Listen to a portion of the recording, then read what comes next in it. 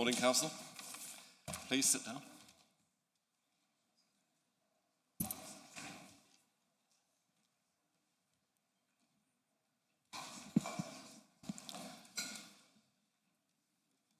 I start off with prayers. I'd like to welcome the Reverend Mary Crudders from All Saints Church, Highertown, here in Truro, to lead us in prayers.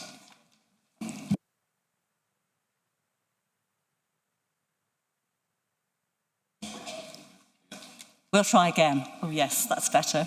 Well, good morning everyone, and it is a joy to be here with people that have the concern for Cornwall and her people on their hearts. I'm not a great public speaker, so I'm not going to attempt a mini sermon this morning. I think I'd like to spend some of the time in silence, so we'll have some time to reflect. The shape of the prayers will be this. I will pray a prayer, and then I will leave some time for reflection. And then I will end with a sort of 3-word summary, which I guess in the Anglican Church would be called a collect, the smallest one available. Let's pray.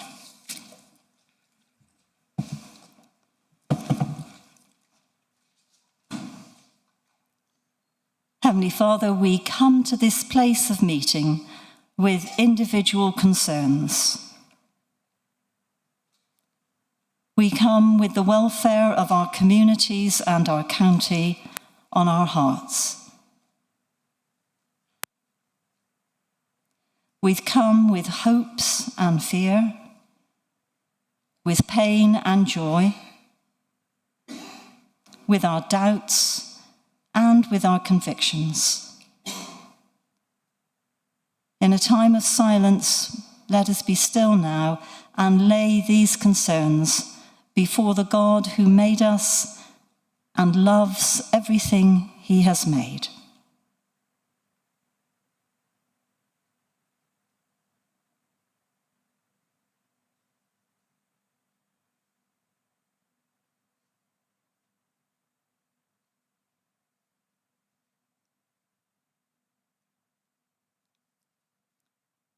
We pray, God, bring peace.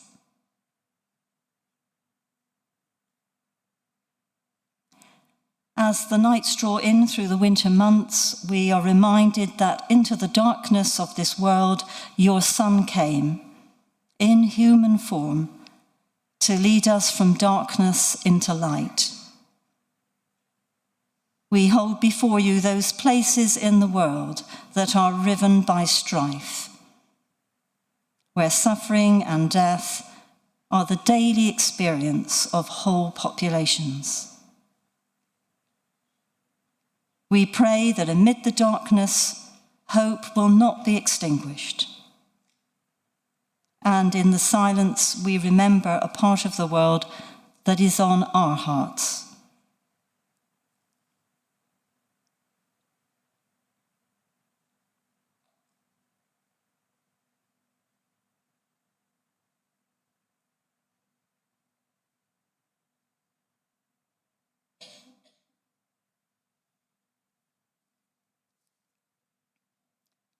We give thanks for our many blessings that we so often take for granted. We thank you for our King and royal family. We thank you for democratic government and for all who serve their neighbours in local and national government. We thank you for the councillors and officers who meet in this chamber to seek the common good for the people of Cornwall. Bless them with wisdom in discerning the right path to take, and courage to continue when that path is hard. In the silence, we remember our colleagues.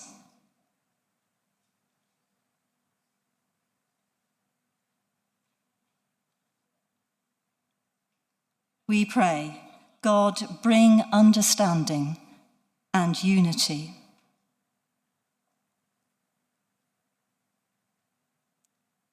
We give thanks for the gift of creativity and for the many innovators and entrepreneurs and artisans that have made their home in Cornwall. We pray for the partnerships that have been formed with Cornwall Council to enable this new life to flourish. May these enterprises be a blessing to their communities and beyond. In the silence, we remember something new or different that's happening in our area.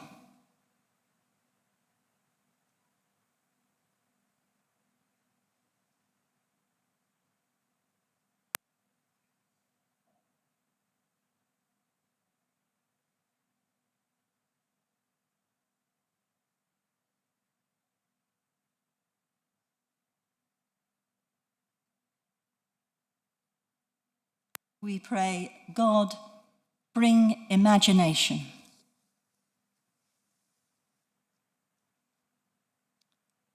We give thanks for our diverse and beautiful county with its joys and challenges.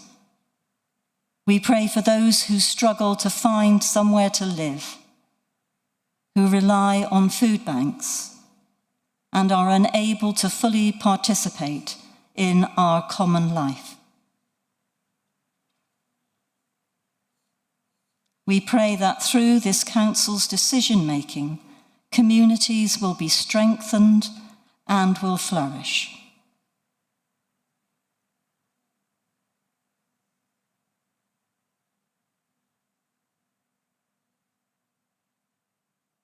We pray, God, bring compassion.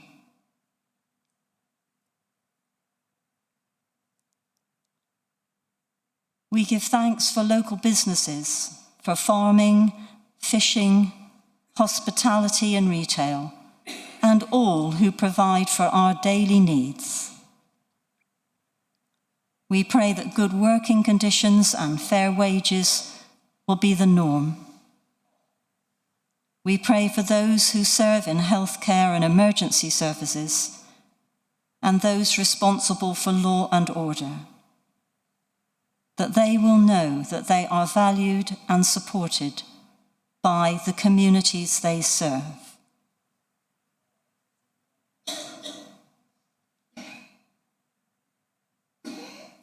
We pray, God, bring justice.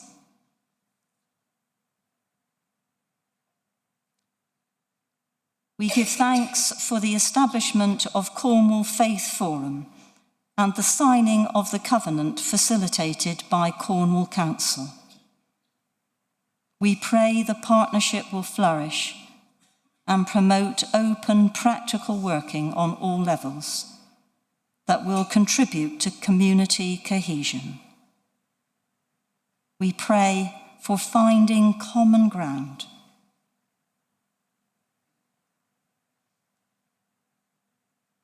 We pray, God, bring joy.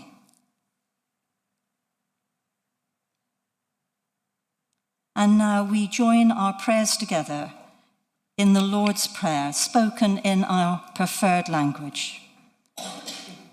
Our Father, who art in heaven, hallowed be thy name.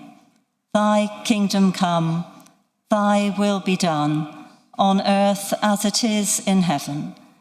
Give us this day our daily bread, and forgive us our trespasses, as we forgive those who trespass against us.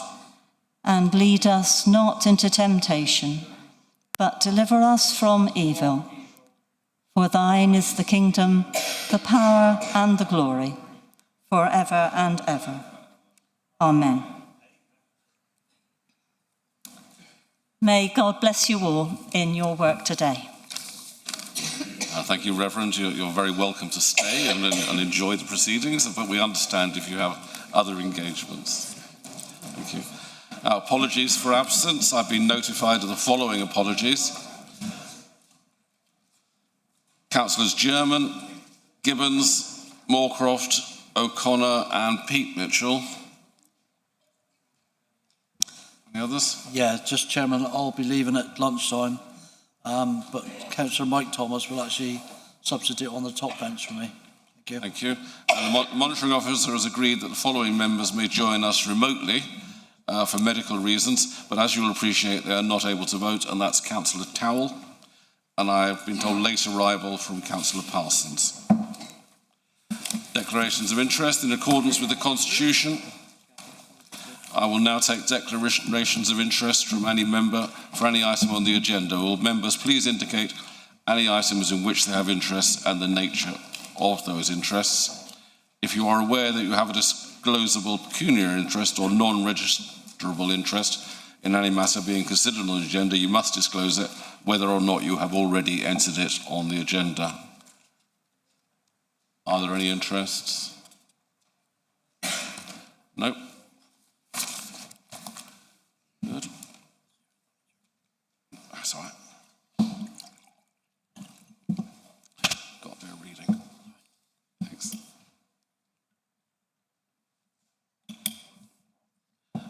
Chairman's announcements. I was honoured to represent Cornwall at the Cornwall Remembrance Service and Parade in Truro.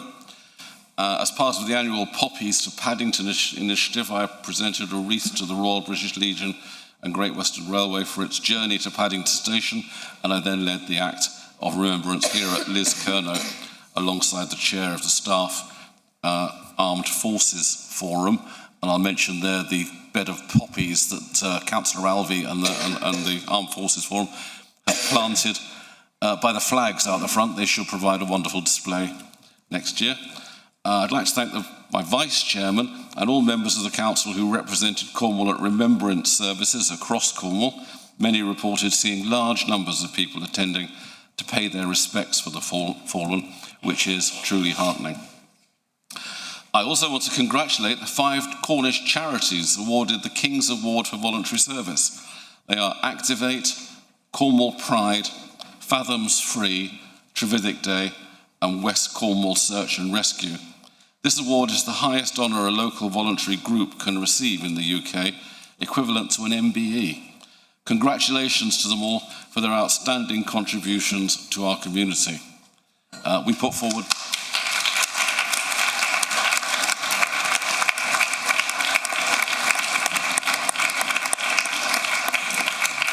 we put forward 10 groups and 5 got awards, which was outstanding.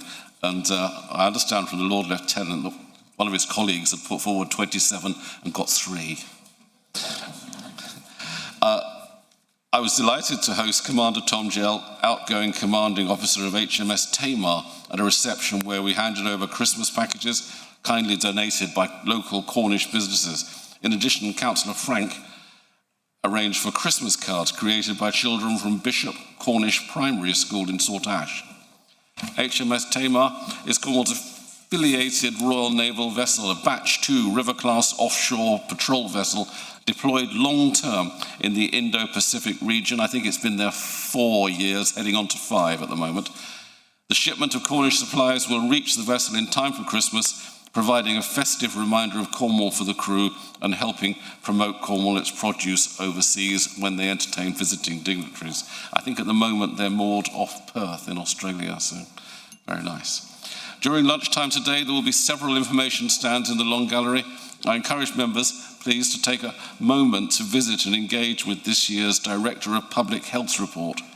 Today marks the first day of this year's 16 days of action to tackle violence against women and girls. As part of this campaign, Cornwall Council's domestic abuse team and partner services will be in the Long Gallery to raise awareness, alongside a display of artwork created by survivors of domestic abuse. This is an issue that too often happens behind closed doors with life-changing consequences, and I really would strongly encourage members to visit the stand, speak to the team, and learn more about the support and prevention work taking place across Cornwall. Thank you. And now I pass over to the leader for the leader's announcements. Councillor Frost. Thank you, Chair. Good morning, one and all.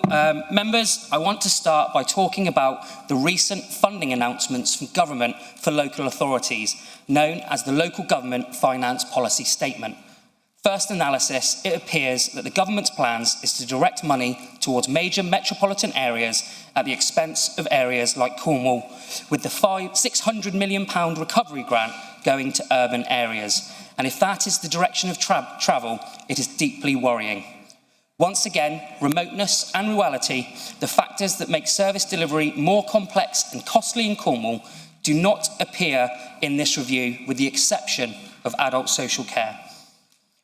I want to acknowledge, though, that our 6 Cornwall MPs are working hard to make our case in Westminster, and I have confidence in them pushing for fairness, and I'm sure at times that they must feel, as I do, it's an uphill struggle. But we will work together to ensure that Cornwall gets its fair share. Looking ahead to the Chancellor's budget, I hope she will bring forward measures that genuinely help our residents with the cost of living, which continues to be one of the biggest pressures on households here. Even small changes could make a meaningful difference. And crucially, we still have no clarity on what will replace the Shared Prosperity Fund, which at this late stage beggars belief. SPF has underpinned vital projects across Cornwall and the Isles of Scilly, and we are now fast approaching its end. The government must urgently confirm what comes next. This ongoing uncertainty undermines trust, stalls decision-making, and places Cornwall in an increasingly difficult position. Secondly, I'd like to draw members' attention to the devolution bill, which is currently going through the Commons. The bill does provide a route for further devolution, and that is welcome. Cornwall has always argued that decisions about Cornwall should be made in Cornwall. We face challenges that cannot be solved by one-size-fits-all policies cooked up in Westminster and designed for large urban regions. But our position remains unchanged. We do not support the introduction of a mayor for Cornwall, and we do not support a combined authority with Devon. What we want is meaningful, practical devolution that reflects our identity, our geography, and our needs, not additional layers of governance that do not fit Cornwall.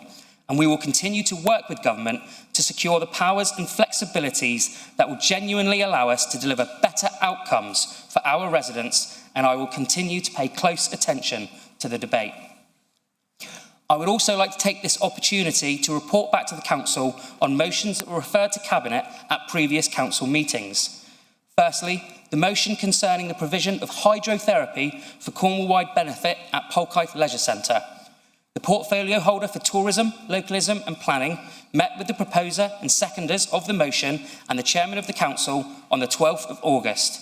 In response to the motion, it was agreed that it did not sit within leisure or public health priorities. Cornwall Council should no longer take the lead on discussions nor lead a public consultation. Instead, a proposal was put forward that outlined a community-led model. Since this plan has been put in place with agreed milestones and timelines, that prioritises financial viability and community leadership. An exploration of alternative hydrotherapy solutions have also been enacted. Positive progress has been made to date, including engagement with potential providers, and the community group invested in progressing a hydrotherapy provision in mid-Cornwall. In addition, a survey has been issued to specialist providers and user groups to establish demand. Based on the responses, viability of the proposal can be assessed. I am pleased also to update you on the progress of the motion brought to Council in July about the Supreme Court's clarification of sex in the Equality Act of 2010. The motion requested an all-member briefing within 4 months of the meeting, outlining the changes being made and in light of the ruling. The member briefing was originally planned for early November, but we've had to reschedule it for the new year. The Equality and Human Rights Commission has explicitly stated that organisations and service providers should not wait for its updated statutory code of practice to comply with the law following the Supreme Court's ruling. The Commission has clarified that the ruling took immediate effect in law. Furthermore, in referring the motion to Cabinet, the Corporate Finance and Performance Overview Scrutiny Committee has added the Council's compliance with the Supreme Court ruling to its work programme. Members of the committee will consider how the new EDI strategy 26 to 30 aligns with the ruling, with the 2 meetings to be arranged early in the new year. These will provide an opportunity for members to engage with and provide feedback on the new draft strategy ahead of making formal recommendations to Cabinet. And finally, the motion to reverse the decision to increase parking charges by CPI. Councillor Donathorne, as a proposer of the motion, and Cabinet Member for Transport, by mutual agreement, decided not to proceed with the meeting. Finally, today is Elimination of Violence Against Women Day, and it also marks the start of our 16 days of action here in Cornwall. The numbers are sobering. Last year, there were 11,500 incidents of domestic abuse reported to the police in Cornwall, up from 6% of the year before. Domestic abuse-related crimes made up 22% of all crimes recorded by the police in Cornwall. These issues affect so many lives across so many communities. It is simply not an option for any of us to stand by and do nothing.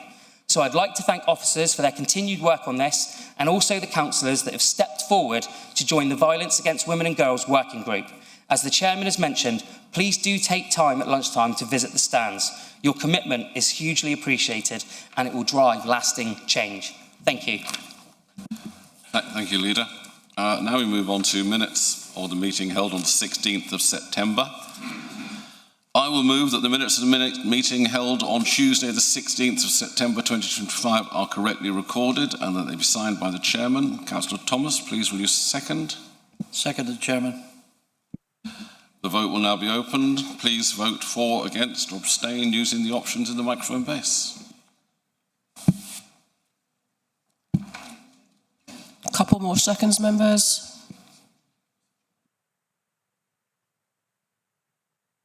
Vote closed.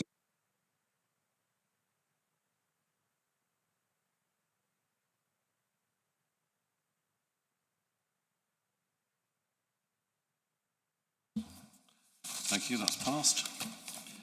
Questions from public. I take this opportunity to remind everyone that as agreed by Council, up to 30 minutes be given for questions to the public, from the public. I will be asking the public to read out their questions. Where a member of the public is not present, my Vice Chairman will read the question. At my discretion, a questioner who has put a question in person may ask one supplementary question without notice to the member who replied to the original question. Any supplementary question that is put must arise directly out of the original question or the reply. Today we have 6 questions, so we should be able to do supplementaries, depends how long you take. Question 1 from Mr. Brett of Bodmin, who is in attendance. Welcome, Mr. Brett. Would you please put your question? Thank you, Mr. Chairman. Why or what grounds are councillors allowed to continue being members of the council when they have left the party they stood for during the local election? I would assume their mandate to serve is no longer appropriate or democratic. Please explain. Thank you. Can I ask the leader to reply to that? Thank you, Mr. Brett, for your question, and thank you for coming down today to ask it.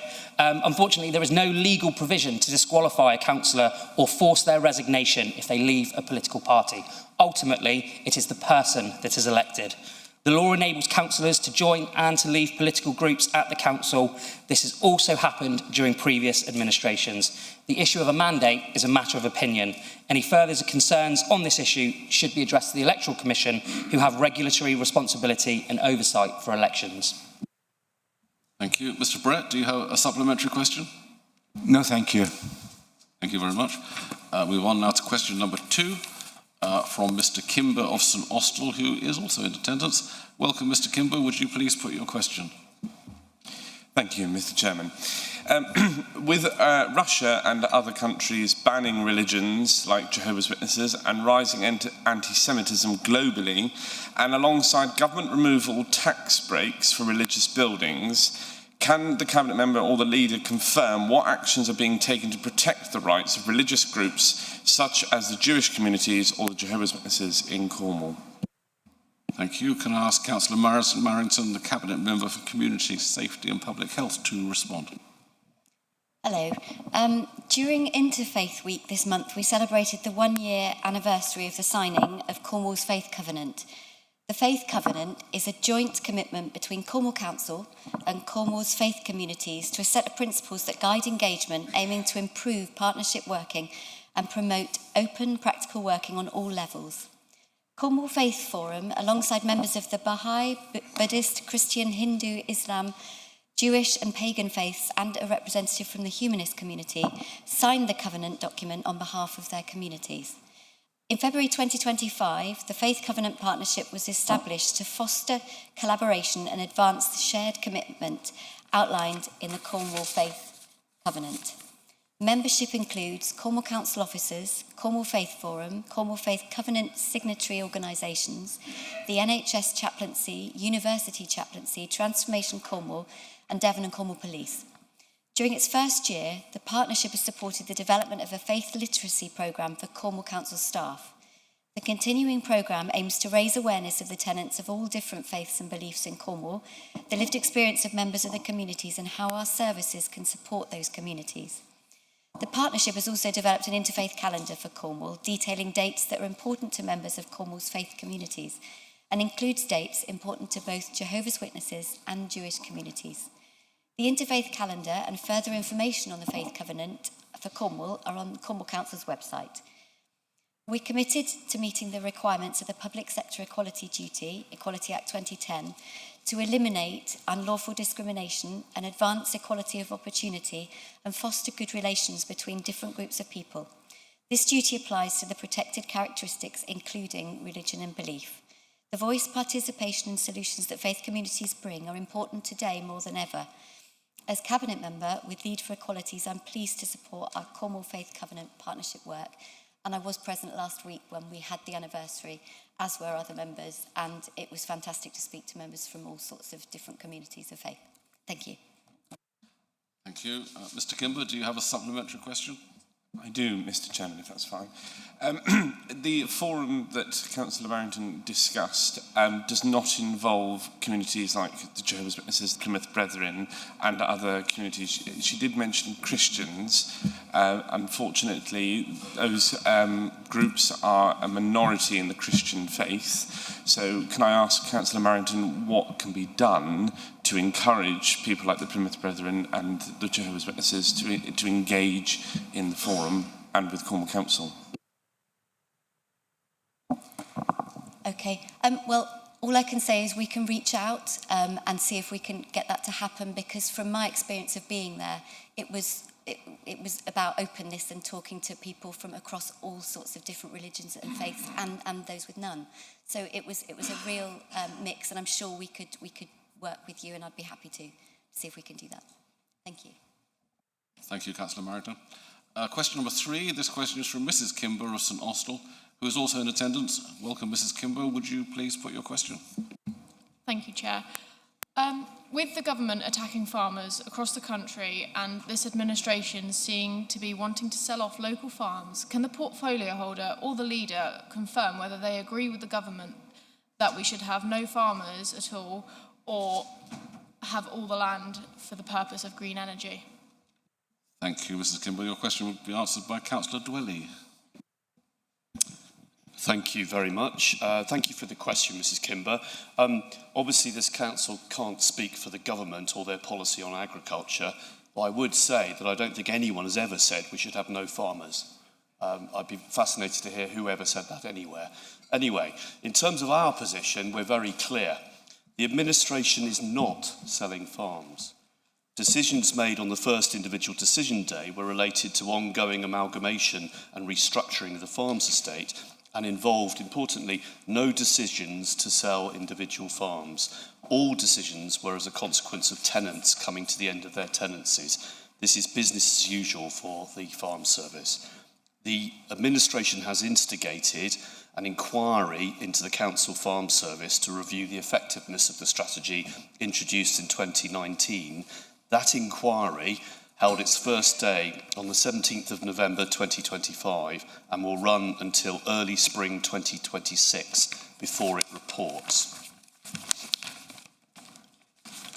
The administration recognises the importance of food production. It has recently re-let 3 farms in the autumn of 2025 to 3 young couples to enable them to build farming businesses based on dairy farming and sheep production, alongside letting land in the spring of 2025 for a range of crops including cauliflower, corn and maize. Thank you. Thank you, Councillor Dwelly. Mrs. Kimber, do you have a supplementary question? No, I don't. Thank you. Thank you very much. Move on to question number 4 from Mr. Lucas of St. Column Major, who is not in attendance. I'll therefore ask my Vice Chairman to read the question. Thank you, Chairman. The former Managing Director of Newquay Airport left 8 months ago. Given the importance of the role, why has an open and transparent recruitment process not begun for replacement, or the intention just to hand it to the interim MD who has never worked in an airport before? Thank you. I'm going to ask Councillor Dwelly, as Cabinet Member for Economic Regeneration, to answer this one. Thank you to Mrs. Lucas. My reply is as follows. An open and transparent recruitment process for the Cornwall Airport Newquay Managing Director role was initiated by CorServe using a specialist recruiter with deep connections into the aviation sector. The process commenced in April 2025, closed in June 2025. The role specification required the successful candidate to be Cornwall-based, a requirement that was set in order to realise the future and full potential of the airport. The process was successful in shortlisting to a recommended list of candidates with planned interview dates in October 2025. Unfortunately, due to the withdrawal of some of the external candidates, it was deemed that the recruitment campaign had fallen short of the required minimum level and the process was ended. At this juncture, the business operational priorities were reviewed and a decision was taken that proposes seconding the interim MD into the MD role for a 12-month period. This decision has the full support of the CorServe board and wider council leadership, reflecting the full confidence placed in the interim MD based on her performance and contributions over the past 8 months. The reference to having never worked in another airport before is not a critical factor in any current or future decision-making, as leadership and management teams at regional airports such as Newquay are comprised of experienced professionals. While the MD role is pivotal, it is nevertheless a role that is required to utilise and deploy the skills and competencies of the whole team as appropriate. Thank you. Thank you, Councillor Dwelly. Go on to question number 5. This question is from Mr. Jackson of Truro, who is in attendance. Welcome, Mr. Jackson. Would you like to give your point? Thank you, Chairman. Morning, members. Should residents expect Cornwall Council to seek a prosecution in the Magistrates' Court when a company has failed to abate a substantiated noise nuisance within the time frame stated in a statutory nuisance abatement notice served by Cornwall Council on 29th August under Section 80 of the Environmental Protection Act 1990? Thank you. Thank you. That will go to Councillor Marrington as Cabinet Member for Community Safety. Thank you for your question. We've been asked a broad question about the approach that the Council takes to enforcement action of this kind, and I'm happy to answer the question as posed with the Council's general approach. However, we can't discuss details of a specific investigation in a public meeting. But Section 79 of the Environmental Protection Act 1990 places a duty on local authorities to investigate complaints of alleged statutory nuisance. There is a prescribed list of matters that can constitute a statutory nuisance. For example, noise from premises so as to be prejudicial to health or a nuisance. The role of local authorities is to independently investigate complaints of statutory nuisance, which can sometimes involve arbitrating between those people experiencing the alleged nuisance and those people alleging to be creating the nuisance. Local authorities are required to undertake a reasonable investigation to determine whether or not, based on the available evidence, on the balance of probabilities, a statutory nuisance exists. Should the local authority determine that a statutory nuisance does exist, it has a separate duty to serve an abatement notice on the person or persons creating the nuisance. This duty is contained within the Section 80(1) of the above Act. An abatement notice sets out requirements to abate a nuisance and should provide a reasonable timescale within which the recipient of the notice should comply. There is also a right of appeal against the service of an abatement notice, whereby the recipient of a notice must lodge their appeal with the Magistrates' Court within 28 days of the service of a notice. Should an appeal not be lodged, and if the timescale set out within the notice expires without the nuisance being resolved, local authorities have a number of options. Firstly, they can undertake working in default to resolve the nuisance. 2, they can prosecute for non-compliance with the enforcement notice. 3, they can provide more time for the recipient to comply with the notice. Or 4, not enforce the notice. Local authorities are not legally obliged to prosecute for non-compliance with an abatement notice. Unlike the duty to serve an abatement notice, enforcing the notice is discretionary. The decision on whether to prosecute needs to take into account a number of factors. These are considered on a case-by-case basis, taking into account individual circumstances, and can include businesses issued with an abatement to have a best practice means defence, which means that if they can prove that the actions they have taken are the best they can achieve, then any prosecution could fail. Evidential test: is there sufficient evidence to support prosecution? Public interest test: is it in the public interest to prosecute? Who is affected? What's the nature of the impact? Mitigation: what mitigation has been offered to explain why the notice has not been complied with? Actions to date: has there been a positive move to resolve the issue should more time be given to achieve compliance? An enforcement policy: any enforcement action should have regard to the service enforcement policy, which can be found on the council website. So in response to the question, the council is not obligated to prosecute for failing to comply with a noise abatement notice, but will consider doing so on a case-by-case basis, taking into consideration those factors above. The investigating officers will establish the facts of the case through the investigations and have consideration to the service's enforcement policy before recommending the most appropriate action. Thank you, Councillor Morrison. Mr. Jackson, do you have a supplementary question? No, thank you. Thank you. Thank you. Question number 6 is from Mr. Goodman of St Austell, who is in attendance. Mr. Goodman, would you please put your question? The Prime Minister has said mandatory digital ID is only necessary to control illegal immigration.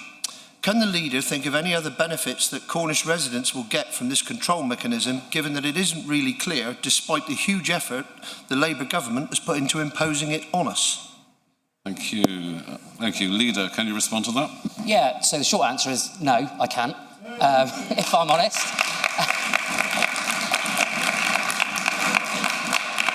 However, as you've taken the time to drive here, I will expand. I think the issue with mandatory digital IDs, there could be potential benefits. As a Cornishman, I might be able to identify myself as Cornish on this digital ID. That may be one. Is it worth the millions and millions of pounds they want to spend to invest in that? No, absolutely not. Of course it's not.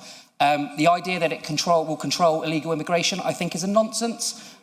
We have national ID numbers, national insurance numbers to control working people and to make sure that they can be registered. We still have illegal immigrants working. European countries that have mandatory digital IDs also have illegal immigrants working. So it does not solve the problem. I believe it is a nonsense. And that's my long answer. Thank you, Leader.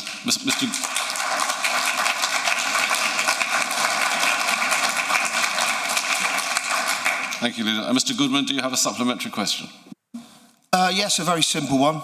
Based on that response, I have Councillor Mustoe alongside me, so I only need another 19,998 Cornishmen to march to London.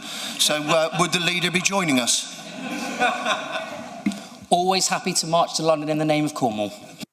Thank you. Thank you, Leader. Agenda item number 8, motions. It's important for members to be aware that under Procedure Rule 12.4, any motions that have been moved and seconded stand referred to the relevant committee unless I exercise my discretion to allow the motion to be dealt with at the meeting at which it is brought forward, where it is considered to be convenient and conducive to the dispatch of business. I will confirm my decision on each of the new motions at the relevant point on the agenda. I would encourage members not to repeat points made by other members when speaking in debate. So 8.1, support housing revenue account, proposer Councillor Ewart. In the absence of Councillor German, Councillor Garrigan is seconding this motion. And in accordance with Rule 12.4, I'm referring this motion to Cabinet because the subject matter is one which comes within the function of the Cabinet. As per Council Procedure Rules, Councillor Ewart, as the proposer of the motion, is now permitted up to 3 minutes to explain the context of the motion. Councillor Ewart. Thank you, Chair, and I hope you don't mind me staying seated. I understand why this motion has been referred to Cabinet. Under the current rules that we have on motions in this place, it was the only choice you had as Chairman of this Council. I'm grateful for the cross-party support I've received for this motion, which sets out the difficulty we face in Cornwall with keeping up the maintenance and repair of Cornwall housing properties. And I am thankful to Councillor Garrigan for seconding this motion at short notice due to Councillor German's necessary absence today. While I am sure all in this chamber understand that Cornwall Housing is a separate entity to Cornwall Council, for most of our residents, Cornwall housing properties are council houses. Homes built from the public purse for the people of Cornwall, homes that are secure, affordable and safe.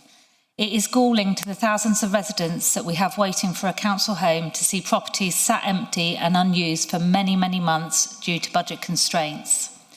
I'm sure I'm not alone as a councillor to have had families in temporary accommodation or who are at risk of becoming homeless, offering to take on mothballed properties and do the work to bring them up to standard themselves. None of us in this chamber want to see families in temporary accommodation for long periods of time, as I'm sure none of us want to see council houses sat empty due to lack of funds. This council took the decision in 2023 to charge a 100% premium to people fortunate enough to have second homes, or spare houses, as I like to call them.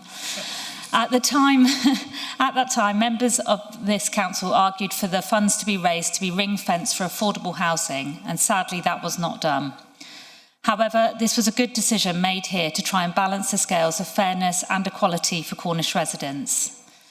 This has raised somewhere in the region of £20 million for the Council's finances, and this motion simply asks the Cabinet and the Cabinet Member for Housing to use some of this money raised through the premium towards speeding up the repair and reletting of the so-called stubborn voids, the council houses that need more than around £10,000 spent on them to get them back into use, and allow us to house families in the communities to which they are connected.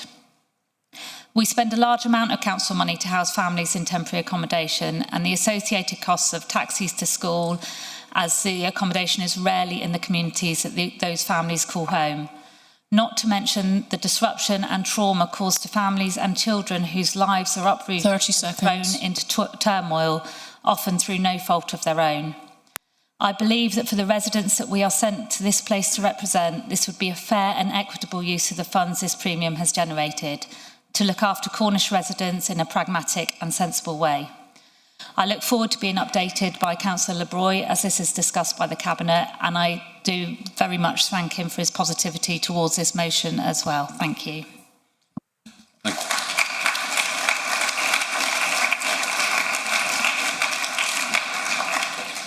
Thank you, Councillor Ewart. And just to echo what the leader said earlier on, these motions aren't, well, they're not debated, they're not kicked into the long grass. I will ensure that a meeting takes place and we will progress this as we go along. Agenda item 8.2. Cornwall Council says no to mandatory digital ID, proposed by Councillor Donathorne, seconder Councillor Creek. In accordance with Council Procedure Rule 12.1, I'm using my discretion to enable this motion to be debated today. I will therefore ask Councillor Donathorne to move and Councillor Creek to second the motion set out on page 31 of the agenda pack. Councillor Donathorne. Thank you, Mr. Chairman, and I thank the leader for his earlier remarks. He's run the risk of not only using his own speech but mine for this motion already. But this motion is a very simple one. It's based in the principle that should unite every member of this council, regardless of political group. That the belief that the rights and freedoms of our citizens must never be taken for granted, and certainly never eroded by the quiet creep of unnecessary state and government intrusion. Mandatory digital ID may sound modern, it might sound innovative, and it may sound efficient. It sounds inevitable, but that is exactly why we should be so sceptical of it, because convenience must never come at the cost of personal liberty. Across Cornwall, residents are rightly expressing genuine concern about the direction of travel. They worry, quite rightly, about a future in which accessing public services, travelling, or even proving your identity becomes possible only through a government-mandated digital system.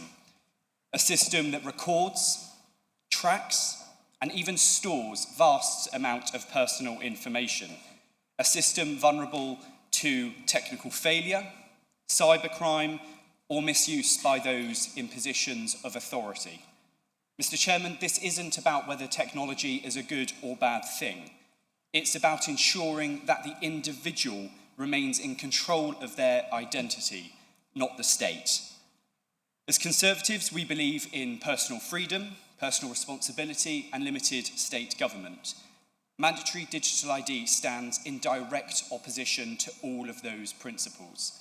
It risks creating a society where everyday life becomes dependent upon a single digital credential, one that can be suspended, hacked, or even exploited. And one such system, once it's in place, the temptation of mission creep is enormous. Today, it's digital ID for convenience. Tomorrow, it could be required for travel. And the day after that, for accessing basic services. This is not a road we should travel. Our residents deserve a choice, they deserve privilege. 30 seconds. And they deserve a council that will stand up against those measures that open the door to surveillance and centralisation. So this motion asks a very simple question of members of this council, to ask the leader to write to the Home Secretary to reinforce and defend a principle more important than any other, that the state serves the individual and not the other way around. And I ask members of this committee to speak with one voice, ask the leader to write that letter and send a very clear no on behalf of the people of Cornwall.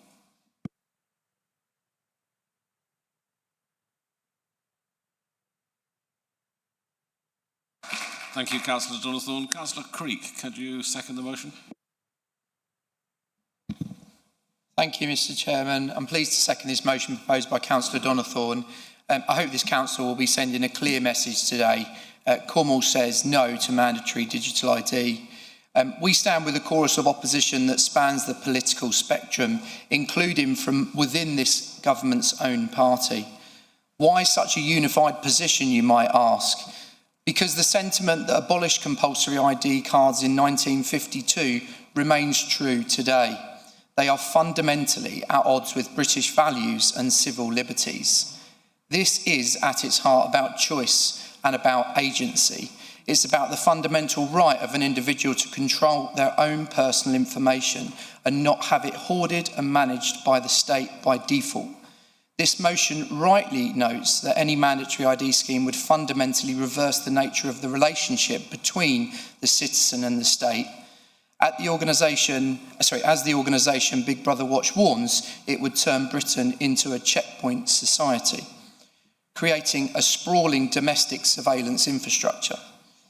At a time when the country can ill afford it, these plans will cost millions to implement.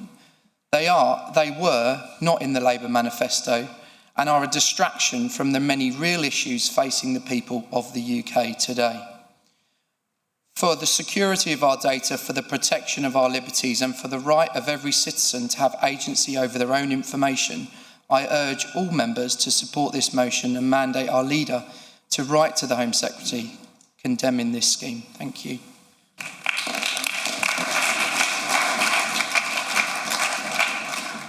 Thank you, Councillor Creek. Can members raise their hands now if they wish to speak so that we can make a list? Musto. Lowick, Councillor Rich. Howard. I didn't get Dwelly, hang on. Oh, sorry. Mr. Chairman. Thank Could I you. just ask a point of order question, please? You have to tell us what your point of order is before you ask your question. Just supporters of the motion first, or are you asking for anyone who wants to speak on it? Just speakers I'm asking for. So I've got Councillor Musto followed by Councillor Gripper. Thank you, Chair, and I'm pleased to be a supporter and have had input into the creation of this cross-party motion before us all today. I won't go through the very obvious reasons around freedom, choice and a Big Brother state, which have already been covered in detail by my colleagues who have spoken previously.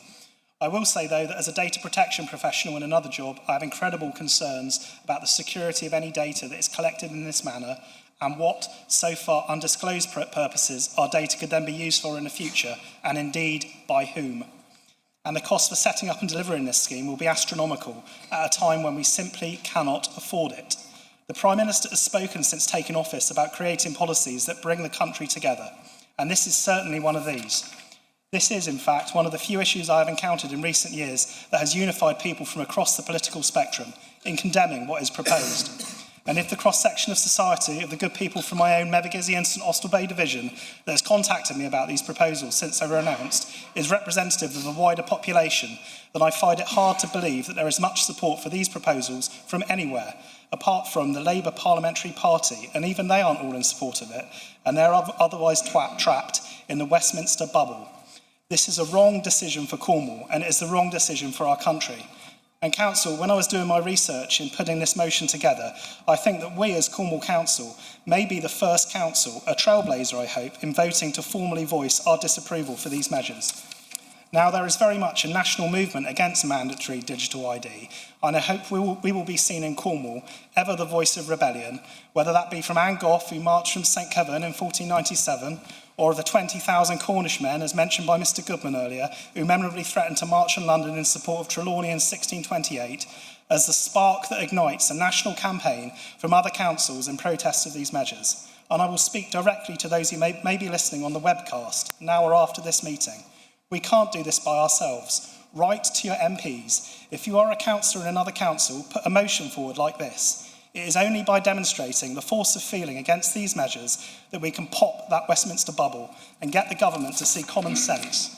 So, Council, I ask, please vote today to give our leader the strong mandate he needs to write to government and let Cornwall be the first council in the country to condemn this dangerous digital ID disaster. Thank you.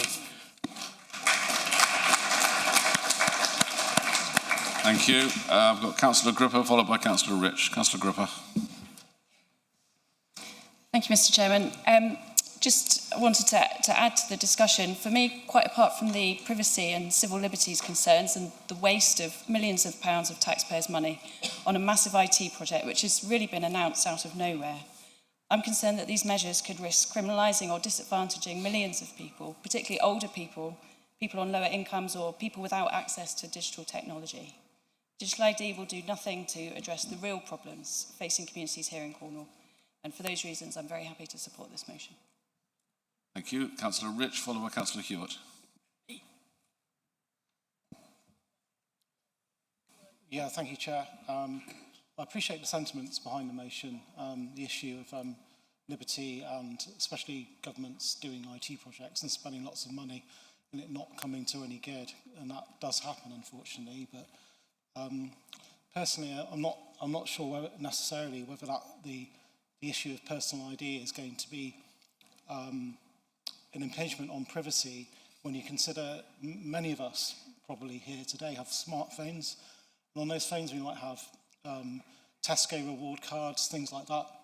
I'd be more concerned about private companies having the ability to track us. They know what we buy, they know what we probably know what we think, you know, AI, all the rest of it. So in the great scheme of things, I think there's much more to worry about than a government doing an ID card. And I understand you can get ID cards in other countries, over in Europe, and they're being used by all members of society. And I've spoken to people living in France and Germany who have them, and they seem quite happy with them. They don't seem bothered about being spied or anything like that. The spying seems to come from private companies. So, you know, I'm not going to support this motion today. But you know, if the person putting the motion forward wants to come back later when he's summing up and explain how this is any worse than having a Tesco card on you, then I'd be very keen to know more. Thank you. Thank you. Other supermarket loyalty cards are, of course, available. Councillor Hewitt, followed by Councillor Dwelly. Thank you, Chair. I have very mixed feelings on the digital ID thing.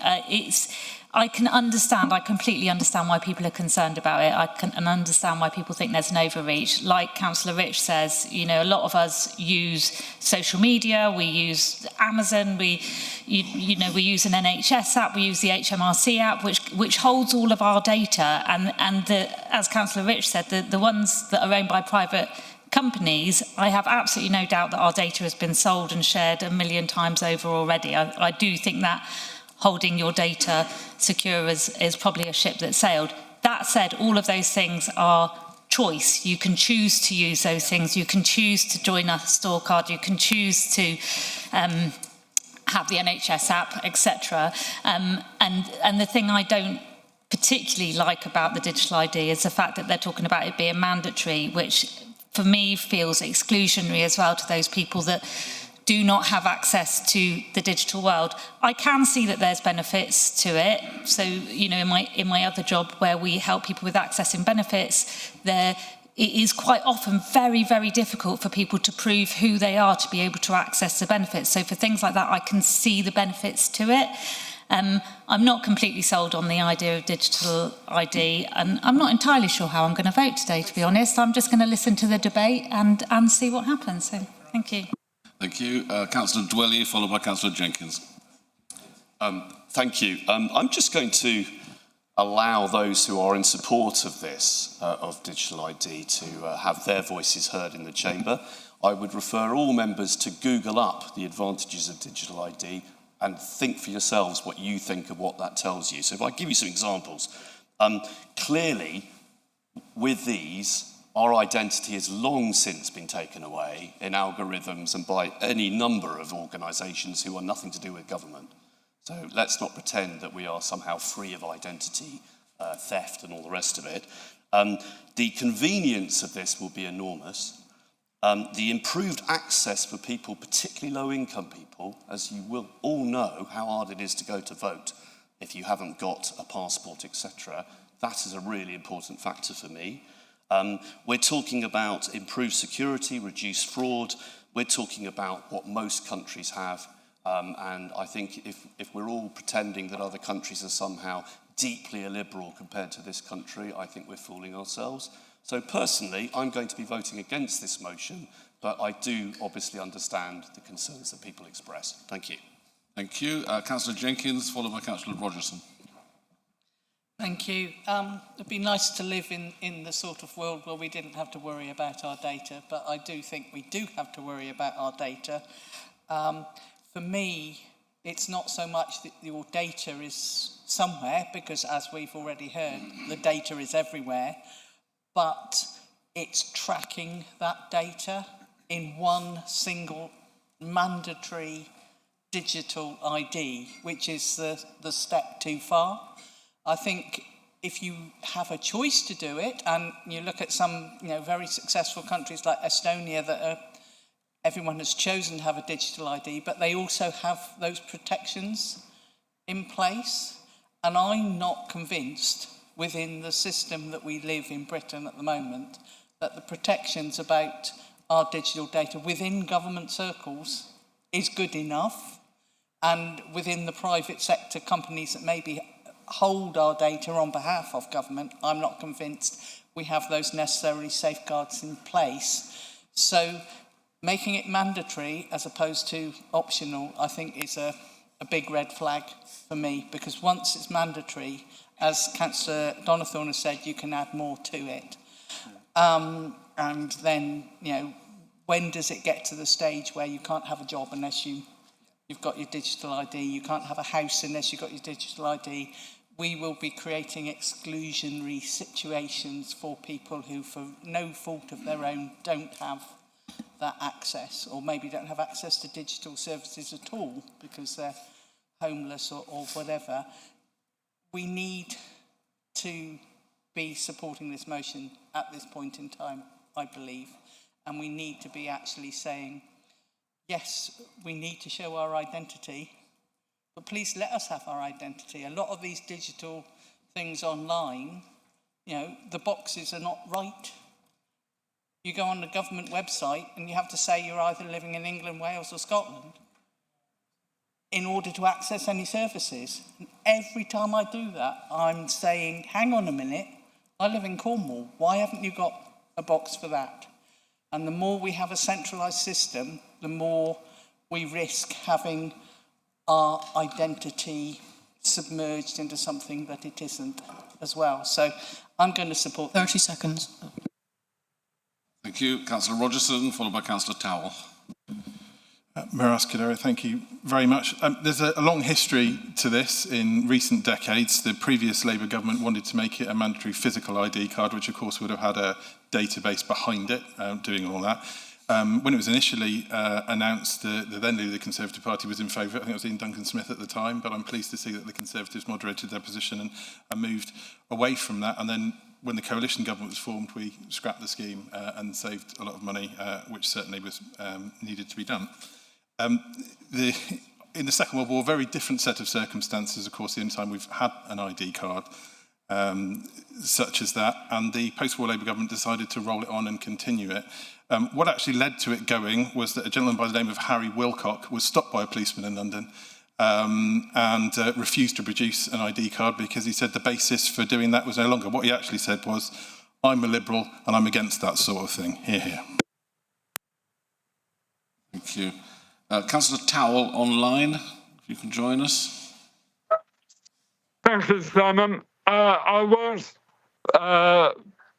go on too long with this because I think there's quite a bit of consensus within the chamber regarding this, so I won't repeat any points. But just to say that I am totally against digital ID. I was going to bring my own motion before Councillor Donahue beat me to it, but I think it will fundamentally change the relationship between the citizen and the state, and there is a big difference between a digital, compulsory digital ID and a supermarket loyalty card. Supermarket loyalty cards are voluntary. There's something in it for the company and the customer, and it's a mutually agreed standard. But having the state stop you, and whether they're asking for your papers or whether they're asking for your mobile phone with a digital ID is not a country I recognise. Thank you, Councillor Towell. I've still got quite a number of speakers. I'll just read you out and make sure I've got everyone. Councillors Kenny, Thomas, Ashton, Marrington, Webb, Blackman and Tudor. Councillor Evans. I'm sort of looking to draw the line under that sort of point. So, Councillor Kenny, followed by Councillor Thomas. Keep it short. What surprises me about this one is the government, obviously, whoever introduced it, is not a fan of Yes Minister, the great 1980s, where I think it was introduced as a very brave decision, or in their terms, political suicide. More seriously, I do agree with Councillor Dweller's point about there is a need for people who don't travel, who don't have a driving licence, who don't have a bus pass, to have some way of identify themselves, particularly for this bonkers idea of having to present it when you vote. But it's the fact that it's mandatory is nonsense. Thank you. Councillor Thomas, followed by Councillor Ashton. Thank you, Chair. If I may remain seated. This one we've lost already. To think the government haven't got an ID on us is, I think, quite bizarre to think that. They know everything about us. There's nothing that we can do. The mandatory side is just a way of making us feel that it's going to be imposed on us. It's there already. And it's part of the process that began in July 1837, when we were forced to register our births, our marriages, and our deaths. This is a digital version of it, and I really cannot... I'm with Councillor Dwelly on this, and I'm also with Councillor Creek, because I'm with both of them, because why on earth would anybody bring this into the domain of discussion unless it was for distraction, to distract us from other stuff? And that's what I think is going on here. And you can't even go to Screwfix this day and buy a screw without actually giving you their ID. And any of you who have the pleasure of owning a modern car, every journey you take is recorded. Every time I get in my Toyota, I can't go anywhere without the data being sent to some anonymous feature in the sky. Estonia, Councillor Loveday-Jenkins, quite right, there are ways of controlling it. And by making it mandatory, it means that we are in control. We as the people are in control because the political parties can ensure that it is done in a way that benefits all of us. And if it's not, well, you may be cynical about that, but there has to be a fact that we are in control. We believe that we are, through our political parties, are in control of our country. And we can make sure that things are put in place. And there'll be plenty of whistleblowers to say whether that mandatory system is being used wrongly. So, as you can tell by the tone of what I'm saying, I will be not supporting the motion. Almost. But I'm always grateful for Councillor Donathorne's speech and bringing these interesting points to debate. And I look forward to probably losing this one, but glad to be taking part in the debate. Thank you, members. Thank you. Councillor Ashton, followed by Councillor Marrington. Thank you, Chair. You won't be surprised to know that we are totally opposed to this introduction of digital ID. We support the motion that Councillor Donathorne has brought forward, and as Councillor Towell has just mentioned, that we would have been doing something similar, but he beat us to it. No, we don't believe it would make any difference to the situation that we have at the moment.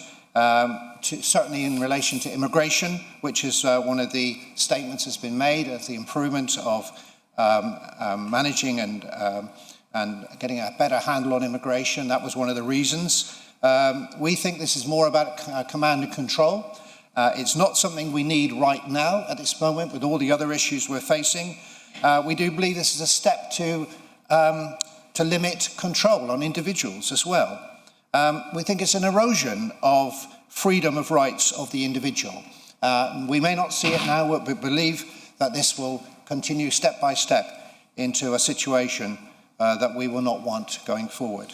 So I believe, and we believe as the Reform Party, and thank you for Councillor Donathorne for making the statement of Nigel Farage in the motion. We are totally opposed to it. We need to improve what we have already. That is the way forward. Thank you. Councillor Marrington, then Councillor Webb. Yes, so I don't think it'll sort of solve the problem that it's been brought in to do. But I just wanted to mention something which was on Councillor Dwelly's point about this is just happening anywhere and it's just inevitable. And it's just it's not a small point, it's an important point. Data should always be accurate, obviously, and we should expect that as a matter of course. And I think that's the thing that we just have to be a little bit cautious of, because there was a Sullivan review written a little while ago, and straight after that came out in July, I think Wes Streeting wrote to the NHS just about data to make sure that it was accurate, because it wasn't being reported accurately. So I do think there is an important point there that whatever we are collecting, I will support the motion, but I think we need to make sure that data collection has to be really, really accurate, and we make sure we're collecting the right data if we are. Thank you. Councillor Webb, followed by Councillor Blackman. I'm not against digital ID. I think it can be beneficial in many reasons, especially from my position, not carrying paperwork around and things like that. There's ways of doing it. But I don't think this government's been honest with us as to the reasons they're bringing it in. And I think there's so much more behind it than the one reason to stop illegal immigration working. So I'm going to vote for this today, but I'm not against digital ID as a whole if they were honest about it and what they were going to use it for. Sorry, thank you. Councillor Blackman, followed by Councillor. I've seen several newspaper reports. The most well-known one is the situation in India with the Aadhaar biometric ID system, where there are documented cases Technical glitches, data errors and mandatory linkage of IDs to welfare services led to vulnerable people being denied access to essential food rations, with some cases allegedly resulting in starving to death. Now, I think the newspaper report I'm looking at was in favour. So I'm totally opposed. Thank you. Thank you. Councillor Tudor, followed by Councillor Evans. Thank you. I'll stay sitting down, if that's all right. I don't think, Councillor Thomas, it's here already, yet I really don't. And I agree with Councillor Dwelly, when he pointed out that Britain has a reputation for free speech and liberty. It does, but that's got to be protected, hasn't it? And the introduction of ID cards, as Councillor Tal has already pointed out, fundamentally changes the relationship between the state and the individual in this country. Unlike in other countries, in Britain, law-abiding citizens have no obligation to register with the police to prove who we are. In our common law system, the individual's free to do anything that is not specifically banned. So, although I'm quite cynical about political grandstanding and this council voting to write letters to the government, because I don't know if it really does make a difference to anything, I was interested to hear Councillor Musto say that we would be the first council to be writing to the government on this as in one voice. So I will be voting in favour of this motion. Thank you. And Councillor Evans. Thank you. I still have my identity card, which was made redundant in 1952. And for more than, about 50 years, I was able to vote without showing any identity. I had a polling card and I went along to vote until the government of the day decided that I did need to prove my identity to solve identity fraud or voter fraud, which didn't exist. And I am concerned that the government of any now or in the future will decide that I need to show my identity to get any of my basic rights. So I will be voting for this. Thank you. That takes me to the end, in which case I'll go back to the proposer who has the right to reply before we put it to the vote. So, Councillor Donathorne.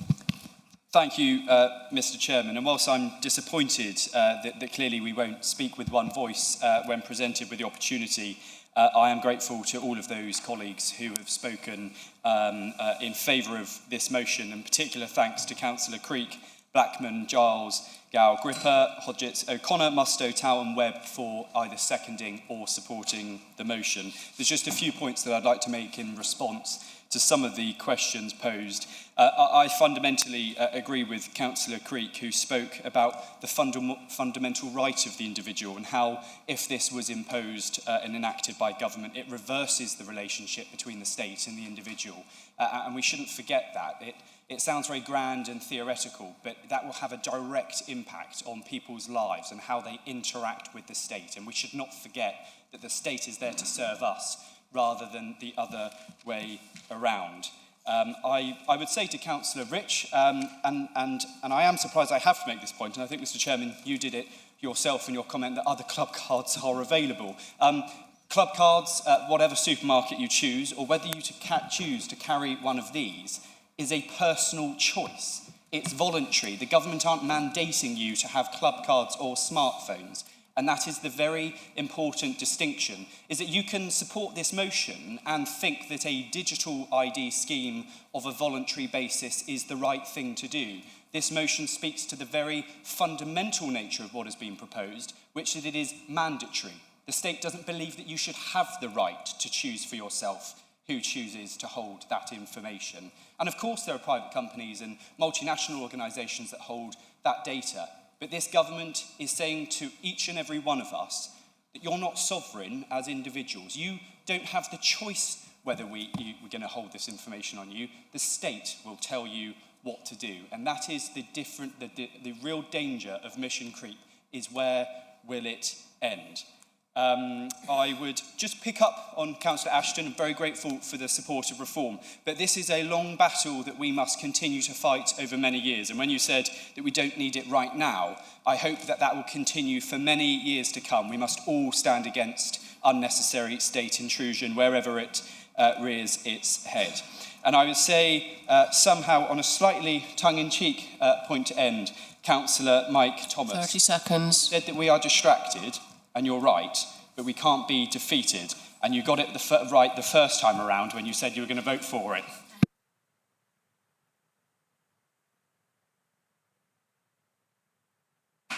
Thank you. The vote will now be open. Please vote for, against, abstain, or whatever, using the options on the microphone base.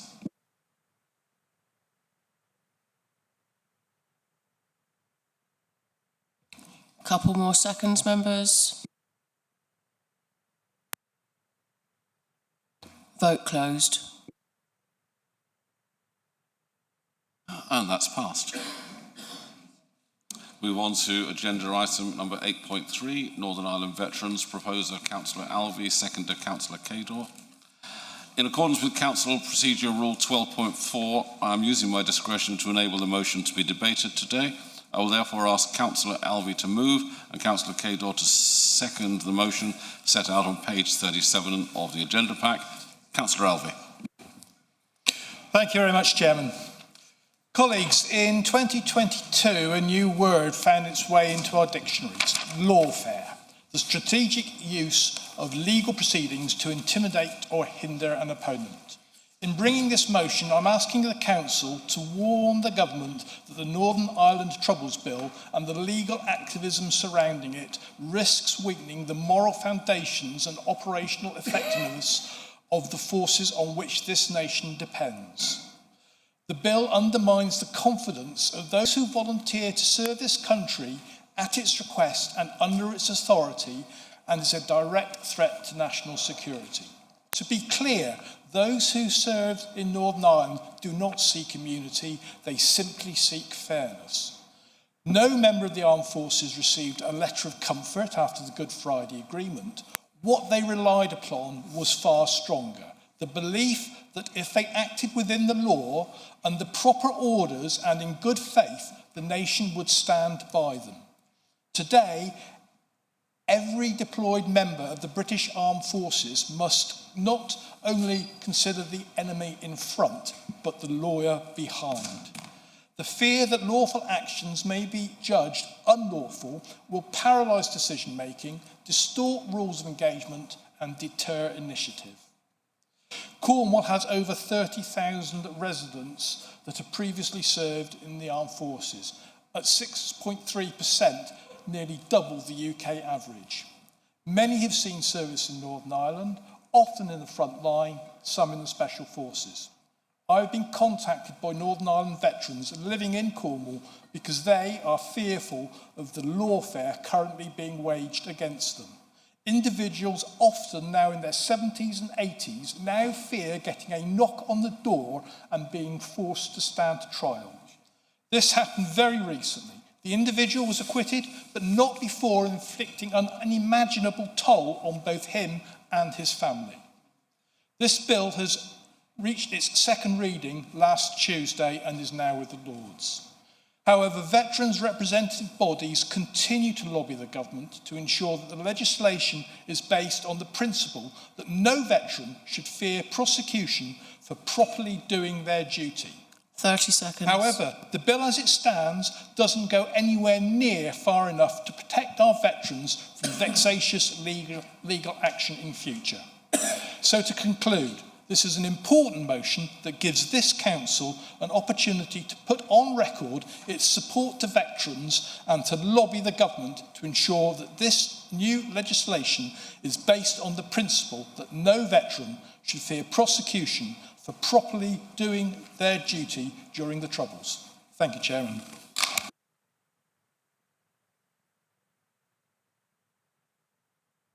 Thank you, Councillor Cador.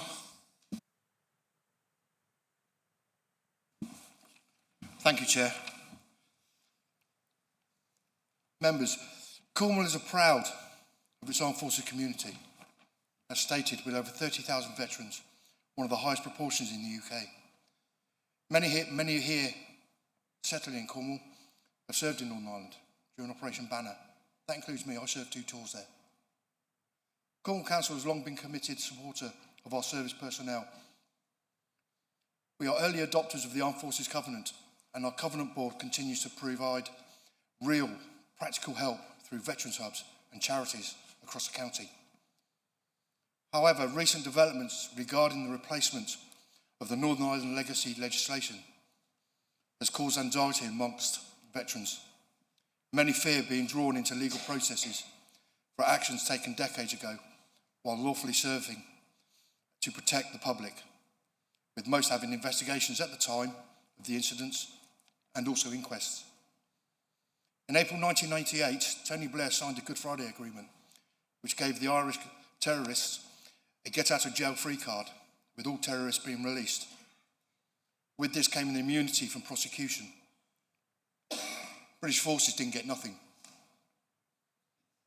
In 2021, a highly publicised case against Dennis Hutchins, that was halted. This was because Dennis was hounded to his death. While government has acknowledged that these concerns and set out proposals, veterans organisations have made clear that further reassurance is needed. This motion simply asks that we write to the relevant Secretaries of State to ensure that those who serve their country are not left in uncertainty or distress. This isn't about politics. It's about a duty of care, fairness and respect. I ask colleagues to support this motion and stand with our veterans and families. Thank you.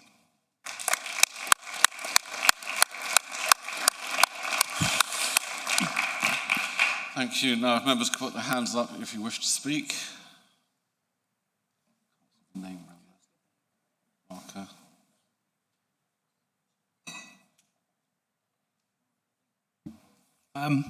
Yeah, interesting motion. Thanks for bringing it forward. This is vexatious and politically motivated in its nature. From someone that spends time with those from the armed forces, I think it's really clear that it will erode the trust between ourselves and those who protect us and have protected us in Northern Ireland. For interest, the bombing campaigns in the 80s were horrific, and for those that can remember them, these soldiers were out there to protect us, and as a result, I must consider that supporting the motion that's put forward today. So, thank you. Nobody else? Councillor Priest. Thank you, Leader. Chair, in fact, and Leader. always thank you to the Leader. I just want to express my incredible I was very moved by listening to that presentation. I completely support the need to consider the veterans and their families and the incredible work that's done on our behalf. It's unimaginable what you face as individuals who put themselves and their bodies and their whole lives on the front line. My slight issue is that I don't understand sufficiently the legal implications of this bill or this motion in terms of what the government is trying to achieve, and I'm just going to express my ignorance about that. I'm not well enough informed, and I feel therefore I would have to hope that the due process is administered to every individual, and that our policies speak to that. And I think because I have a lack of information, despite my desire to support the motion, I think I feel I have to abstain through my own ignorance. And that's not because I don't support veterans, and I recognise not only this huge significant number of veterans in the Duchy, But also, I note that the petition that's been signed has a very large number from South East Cornwall, where I stand. I just expressed a personal confusion, so I feel like I need to abstain on this, even though I support veterans in our duchy. Absolutely. Thank you. Thank you. Councillor Donathon. Yeah, thank you. Firstly, thank you to Councillor Alvey and Councillor Cader. Hope I got it right, for those speeches, and obviously thank you for your service and the experience that you brought to your remarks on this motion. And just following actually on Councillor Priest, who always speaks with real sincerity, and I agree actually, having not served myself, you always there's a slight nervousness about speaking and kind of voting on these issues because you don't have that in-depth personal experience that I know many in this chamber do have. But I just reflect on the many conversations. There are a big veteran community within my division, and obviously spoke a lot and got experience and their insight from them before this motion. And just, I'm sure Councillor Alvey will point to this, but on the specific point that you said about you not knowing the legal implications, etc., on this motion, just at the bottom of the report, it does specify that there's no legal or constitutional implications to the council, and obviously this writes to the relevant secretaries of state. But I think it is important, to be honest, that those of us who haven't served don't know and have the experience and the detail that you do, but having reflected and spoken with the veteran community within my division, they are very much expecting me, and I'm very happy to support this motion. And I think it's important for those of us who haven't served and don't have a service background to acknowledge that and listen to those who have. And I think they are speaking with a very clear, united voice, that the bill going through as drafted will lead to significant personal stress and anxiety, and at a time where we should be thanking all of those who serve this great country.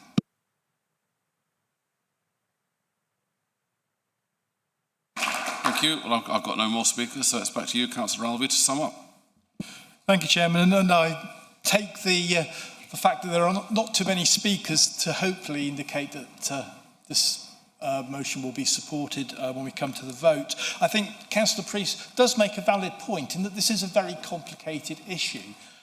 I think what we here in the chamber today must appreciate is that as far as those veteran organisations, those veterans are concerned, the bill as currently being presented is causing them a lot of stress and concern. So all we are asking today of you as councillors is to highlight that concern to the government, to those that are responsible for bringing forward the bill. I personally didn't serve in Northern Ireland, but many of my friends, many of my colleagues did. Anyone who served in the armed forces at the time that I did will have been very, very aware of the dangers and issues around the IRA. You can look up Leicester Careers Office IRA bomb on Google. That happened in my careers office. I have had a very dear army officer, female army officer friend who served undercover in Northern Ireland. She took her own life. I can't overstate how important it is to veterans that this bill is looked at again and revised. I'll say no more and look forward to the vote.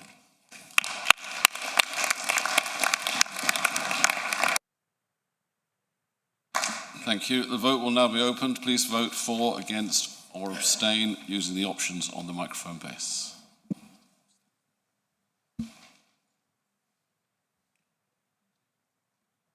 A couple more seconds, members. Vote closed. Thank you, and that is passed. On to agenda item 8.4, Cornwall Council to discontinue mandatory EDI-DEI policy. Proposer, Councillor Tarrant, seconder, Councillor Hanlon. In accordance with Council Procedure 12.4, I'm referring this motion to the Cabinet because the subject matter is one which comes within the functions of the Cabinet, but as I've said previously, I will ensure that there is a timely meeting with the leader to see how this will proceed. As per Council Procedure Rules, Councillor Tarrant, as the proposer of the motion, is now permitted up to 3 minutes to explain the context of the motion. Councillor Tarrant. Thank you, Chair. Many reformed councillors were elected to Cornwall Council with a mandate to uphold meritocracy. Like everyone here, I believe in equality, fairness and respect. I believe in the great Martin Luther King when he said that a person should not be judged by the colour of his skin, but by the content of his character. I support the Supreme Court ruling that sex refers to biological sex, not acquired gender, protecting single-sex spaces. And I believe in delivering accessibility for all. We are all subject to the legal requirements of the Equality Act 2010. However, EDI policies in the UK are not a legal requirement and go far beyond the Equality Act remit. The E of EDI stands for equity, the very opposite of equality. This means that so many of what is claimed to be a policy requirement is simply wrong. It is for this reason that so many institutions are rejecting the idea that an EDI policy is a practical solution. For example, in March 2025, the Bank of England cancelled its proposal to force 42,000 UK businesses to report EDI data. In May 2025, the barristers' professional body, the Bar Standards Board, representing 18,000 barristers, including Keir Starmer, has scrapped diversity initiatives and abandoned its plans to introduce EDI policies within its memberships. Many other institutions have followed the same and discontinued their EDI programmes. Like many councils, Cornwall Council has an EDI team and coordinator. And the Telegraph reported that authorities like these have spent up to £23 million in the period between 2022 and 23. The Taxpayers Alliance in 2024 reported local authorities are spending £52 million on EDI. However, equity, not equality, often encourages the soft bigotry of low expectations, with one group as victims and another group as oppressors, taking away opportunities and rights of one group whilst handing them to another group. Positive discrimination is an oxymoron. There is nothing positive about discrimination. EDI is a policy that doesn't reward people for their talent, industriousness or hard work. This policy is intrinsically unfair and unjust. The motion isn't about rejecting equality, it's about protecting it from being politicised, ensuring it remains grounded in law and ensuring taxpayers 30 seconds. Responsibly. The Reform Group urges Cornwall Council to abandon all EDI councillor mandatory training, as it's not a legal requirement, and stop forcing it on councillors, officers, suppliers, and to state what savings this will deliver in this financial year. And thank you for saying that you will report back on that speedily.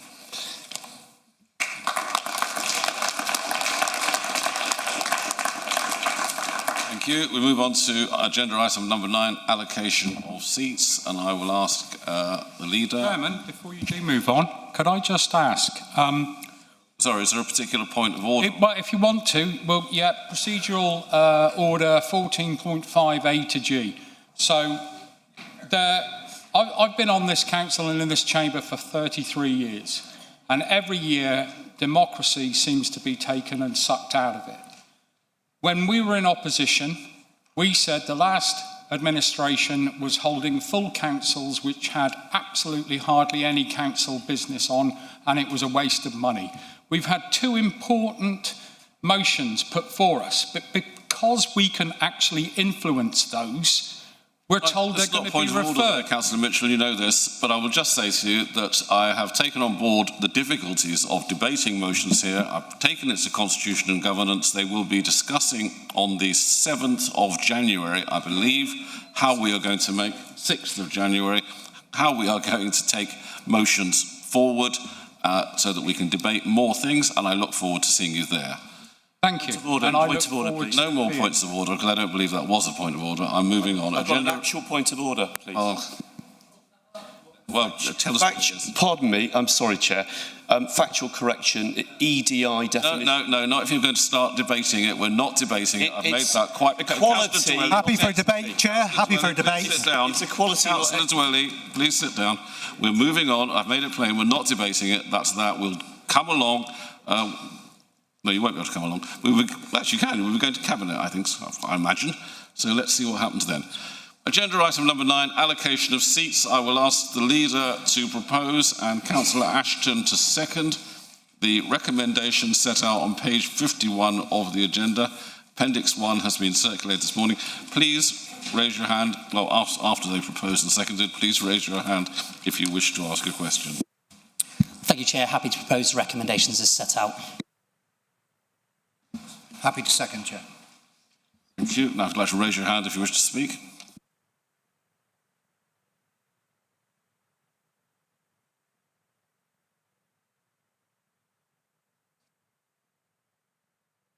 In the absence of anyone, I go back to the proposer. Is there anything you wish to say? No, in that case we go to the vote. Vote will be opened. Please vote for, against or abstain.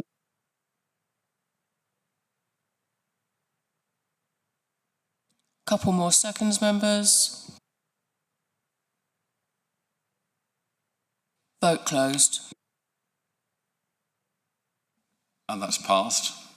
Agenda item number 10, independent remuneration panel, review of members' allowances. I will propose, and I'll ask my Vice Chairman to second the recommendation set out in page 57 of the agenda. Second, Chairman. Thank you. Please raise your hand if you wish to speak or ask a question.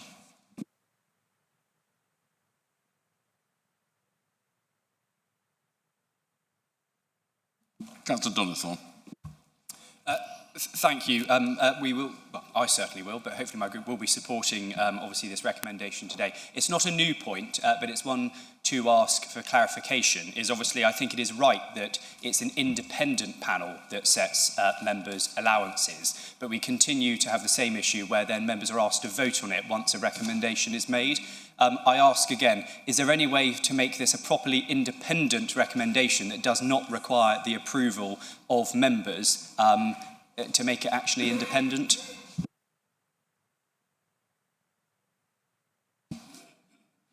That's a no, Councillor Donathorne.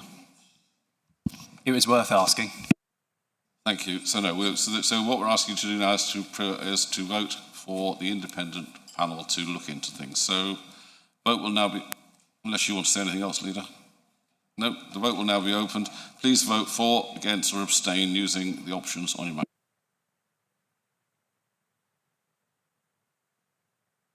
Couple more seconds.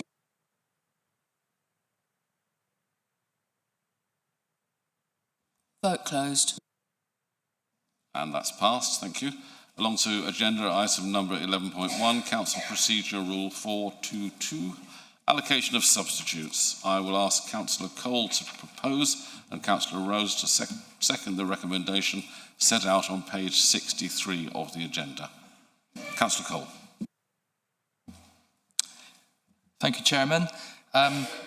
Before I move the first recommendation from C&G for this present council, I'd just like to take a couple of moments to let members know that me and the Vice Chairman, Councillor Rouse, are well aware that a large proportion of the matters we deal with will come to full council as recommendations. Because of this, and in order to ensure that all members are engaged with the work of our committee and there are no surprises, we intend to inform members about the agenda for each and every committee meeting so that you can attend and participate if you so wish, so that you can engage with us when we're looking at it in significant detail. The recommendation before you today is that Procedure Rule 4.2.2 be amended to clarify issues around substitution. We had a good debate at C&G and I hope you'll find this to be straightforward. In short, it clarifies that if a member of a committee is unable to attend, they have the following options. That is, the member may arrange for a validated substitute to attend from their group, except for those committees where this is expressly excluded in the Constitution, or the member may themselves join remotely in a non-voting capacity to speak and not appoint a substitute. If a substitute member is appointed, the original member should not therefore attend the meeting in any guise. Hopefully this is straightforward, but I would add that this position is framed around the present legislative framework for local government, and I would add that new legislation is expected on remote attendance and voting rights. Obviously this authority will revisit the matter when this happens, I move the recommendation as set out. Thank you. Thank you very much. Councillor Rouse. Yeah, thank you, Chair, and thank you to the Chair of C&G for bringing this forward. Nothing much more to add, Chair, other than I think in its simplest terms to all members in the Council chamber. If you can't attend a meeting, you send your apologies and you send a substitute from your group who then has full voting rights on the day. If you are not able to attend in person, but you're able to attend online, you can do so, but you forfeit your voting rights. It is as simple as that. Happy to second. Thank you. Thank you. If members like to raise their hands if they wish to speak. Got him. All right, thank you. I've got Councillor Mitchell, then Councillor Candy. Thank you, Chairman. So I think this was brought up as an issue basically by shenanigans by the previous Conservative group leader and leader of the council in trying to make a vote go her certain way. It's a shame that that's happened because it should be quite simple and straightforward. If you appoint a substitute, then yes, they turn up and they have your vote.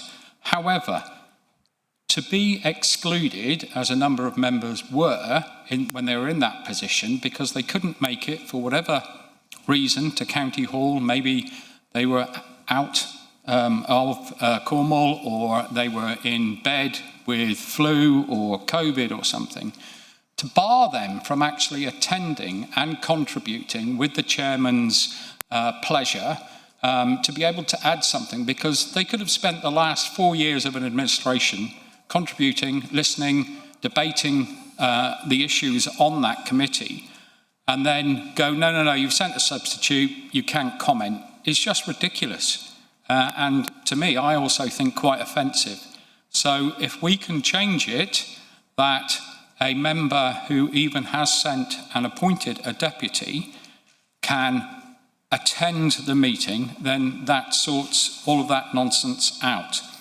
Also, I believe if you have, and your circumstances change and you turn up, your substitute should stand down so that the actual member of that committee can take the place and have the vote. Thank you. Thank you. Councillor Candy and then Councillor Frost. Chair, as some of you may know, I'm not very well at the moment, but for a long period of my life since I got sheep dip poisoning, I have been under par. So I make the effort to go to meetings where I can. But I agree wholeheartedly with Councillor Mitchell. We are losing the option of people with experience being able to contribute to debates, maybe because they think they might have COVID or they have got COVID and don't want to turn up and infect everybody. And therefore, their experience, their knowledge is excluded. I believe that when you act as a substitute, you are not acting as a substitute for the person who is absent. It is their absence, and you are allowed to speak and vote as you see fit and not as instructed by the main member on the committee who you are substituting for.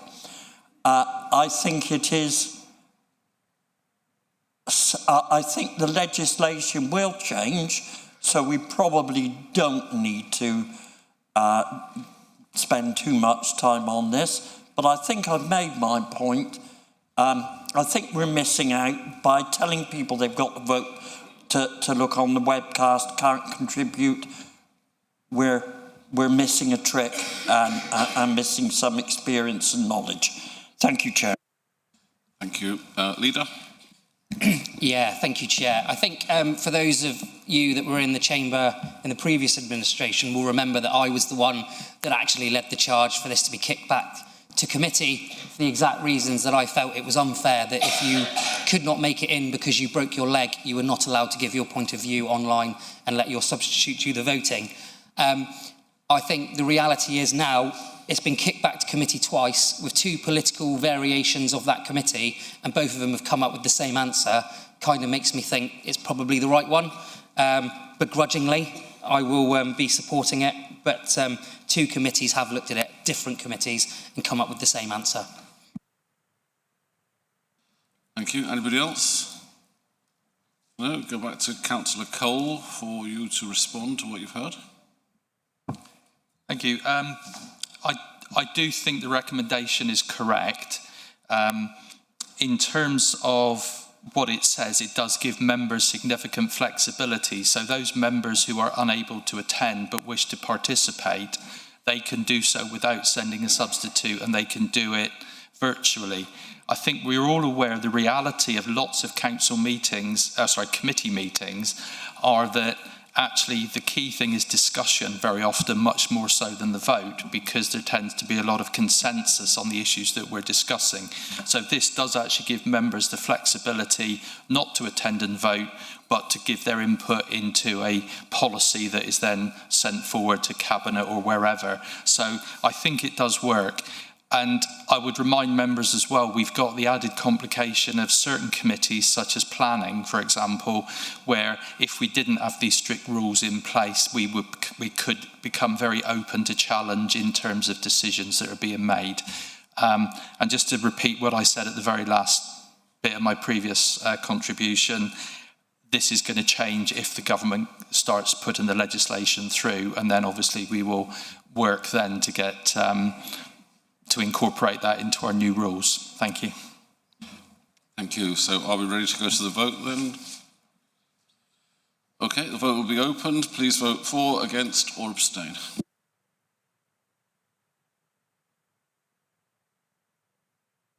A couple more seconds. Vote closed. And that's passed. Thank you. On to 11.2, governance arrangements for council-owned entities.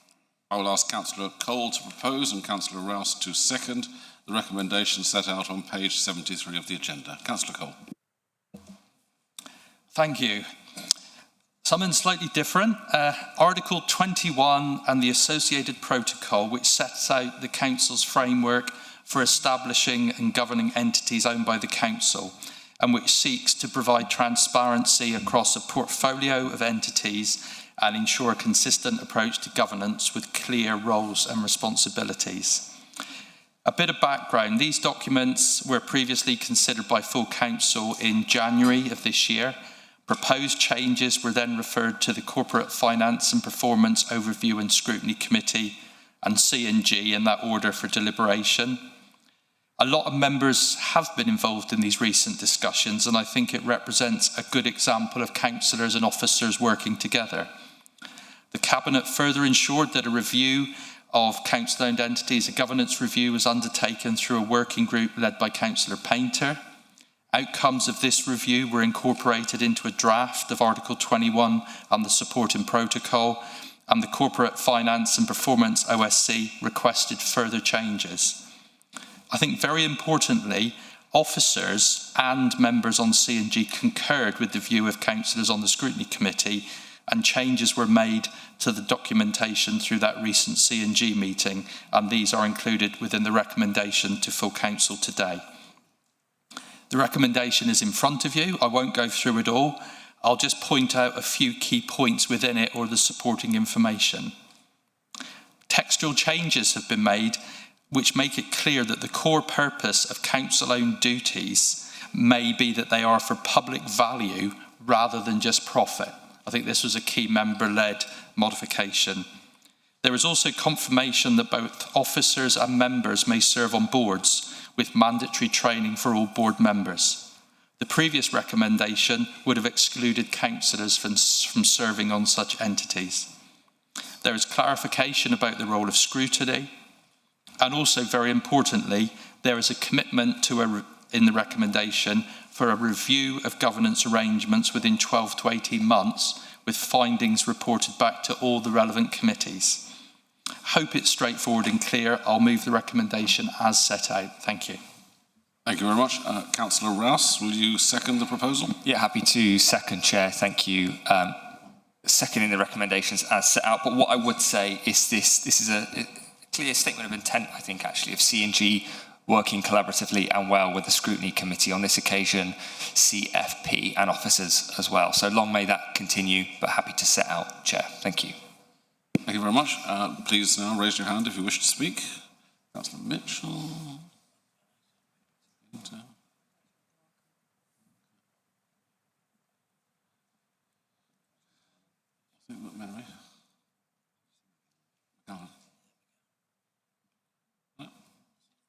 Okay, thank you. Councillor Mitchell, followed by Councillor Painter. Thank you, Chairman. So I think this is much improved, I could never believe that members were never allowed to sit on the boards of our own companies. And I've also been dismayed by the lack of attendance by CoreServe or a member of the group of CoreServe at scrutiny committees. Our officers and legal advice is normally, they're their own entity, whatever an entity is, and we don't have that information. So I would also like to hope that the recommendation could insist that whatever topic is on the scrutiny committee's agenda, if that service is provided by our group of companies, that representatives who are able to answer those questions that members may have are in attendance. It is all ridiculous to me. I would ask the question, so if whatever entity we're talking about were to go bankrupt, who's the last lender of resort? And if it means that they'll be bailed out by Cornwall Council, they're owned by Cornwall Council, and in my view, they're part of Cornwall Council. And all this distinction is just British law making an absolute ass of itself. So I would hope the proposer would take on my wish and desire, which I think will help improve the function and role of overview and scrutiny committees, that CoreServe are in attendance at them all. Thank you. Thank you. Councillor Painter and then Councillor Barker. Thank you, Chairman. I would just like to put my thanks on the table for Sharon Hamilton, our officer who's led this work, and we held lots of meetings with our groups of companies to make sure that these changes work for everybody. They needed to work for us as members, they needed to work for us as a council, but they also needed to work for our entities and our council companies to make sure that we can reduce the burden of red tape and the burden of reporting that they had to do, as well as making sure that it was right for us as members to be able to understand, work with and scrutinise our council-owned companies. So I'm pleased to see this come forward. A lot of work's gone into it and happy to support it. Thank you. Thank you. Councillor Barker, followed by Councillor McGowan. Councillor Barker. Okay. Yeah, it's just the definition of value over profit. I just want to make it really clear that the assumption is that we do make a profit into a member for member's point regarding is this guaranteed by Cornwall Council? We need to be really clear that these entities should be profitable and we shouldn't be carrying them in terms of loss making and losses going forward, which is not the case if you look at the accounts. So they must be profitable.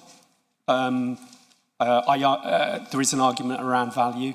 I would really like to understand the mechanism by which value is measured. We know that in some of our scrutiny committee meetings, we've got issues with delivery and delivering benefit, in terms of so there is a discussion to be had around value. I think this motion, while some of the changes are welcome, there's still some questions really about how this, the objective of these companies, they're not extensions of Cornwall Council. They are entities in their own right, and they should provide fair value to Cornwall Council citizens. So that's just my view, and thank you. Thank you. Councillor McGowan, followed by the Leader. Thank you, Chair, and thank you, Councillor Cole, for the summary of the journey that this recommendation has gone through the various committees. Just seeking clarity, really, on the relationship between this Article 21 review and the wider review of council-owned entities and the task and finish group work led by Councillor Painter. So have all the recommendations of that task and finish group been subsumed within this review, or will there be a separate report detailing any wider findings?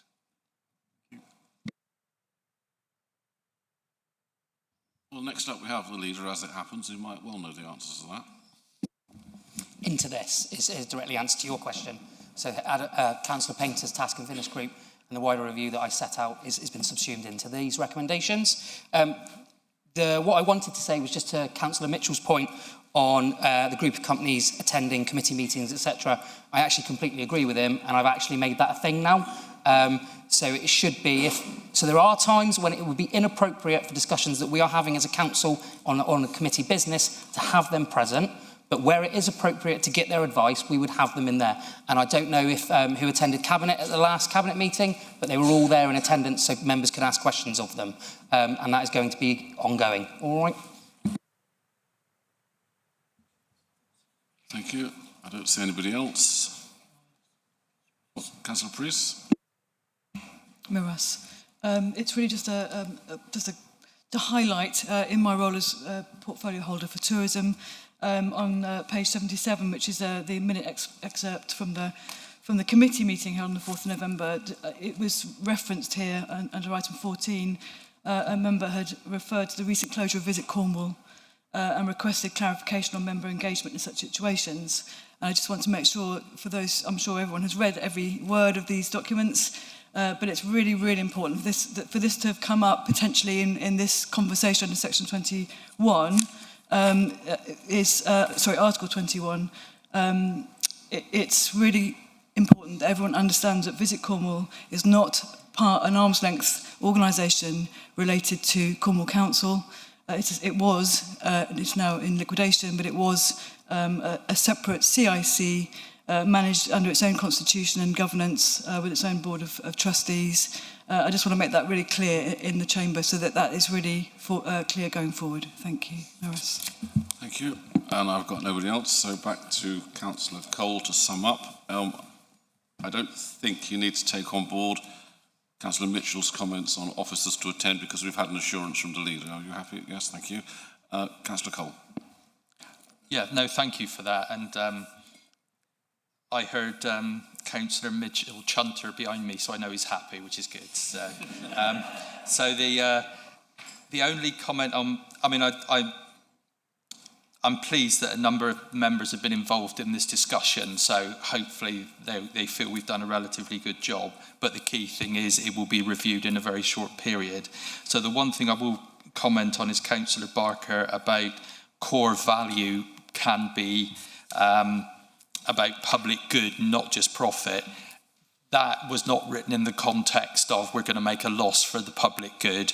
It was about you don't have to maximise profit. You can make decisions where the benefits of what we're doing have significant community benefits. So I guess we can judge it however we see fit, but it was basically a commitment that we're a public body for Cornwall looking to do good for the public, and that was just good to reference in the document. So on that, I'll let you go to the vote, Chair. Thank you very much. Now the vote will now be open. Please vote for, against, or abstain.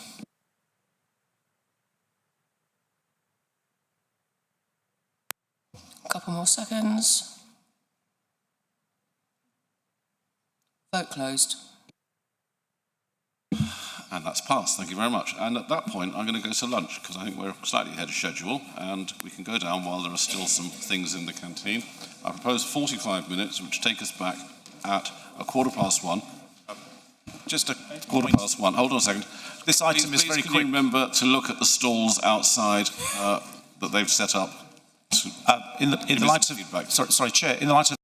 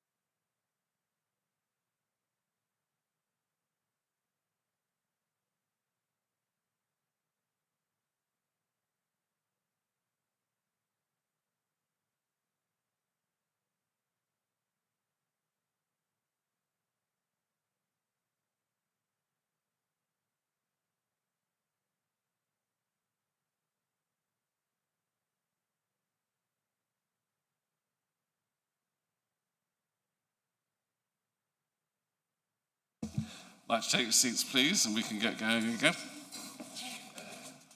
A little bit after.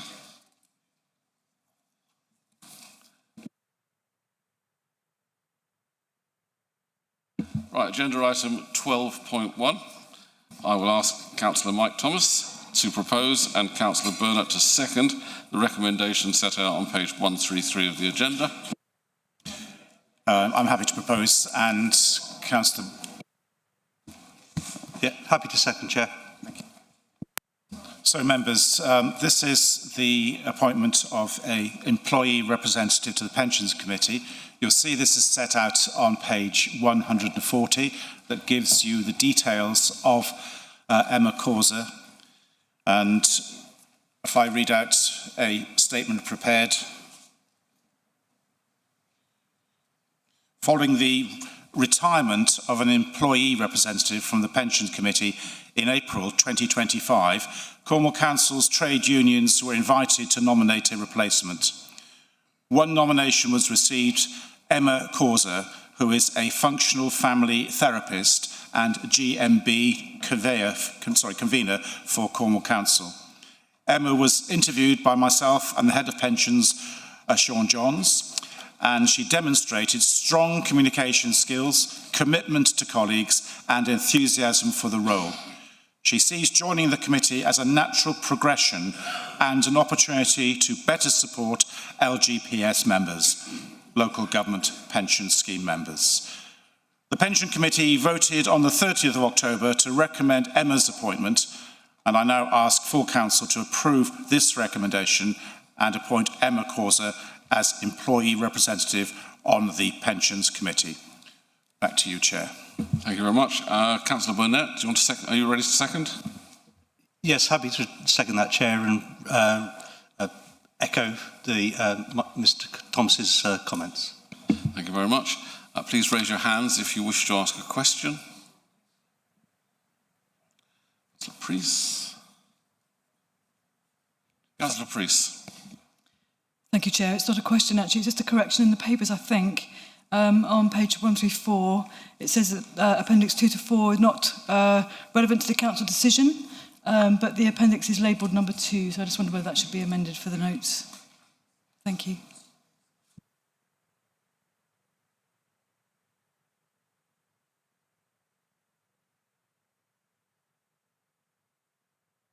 Thank you for that. It's the way the system's set up, and we can't change it, but we know what it means.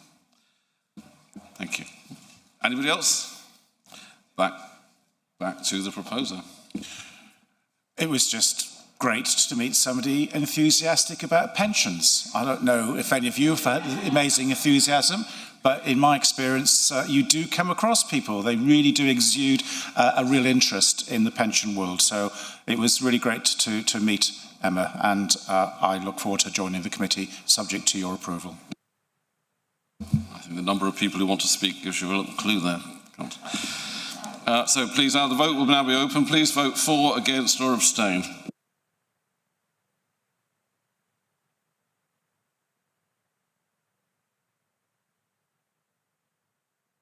A couple more seconds.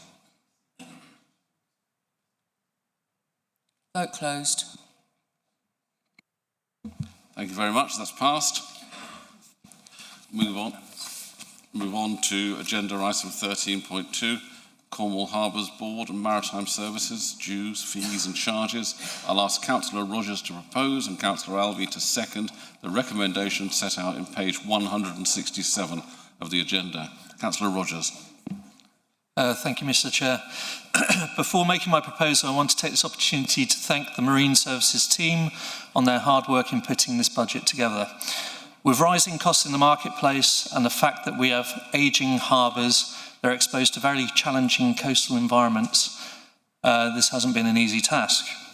In general, the budget remained similar to last year's, and apart from the additional,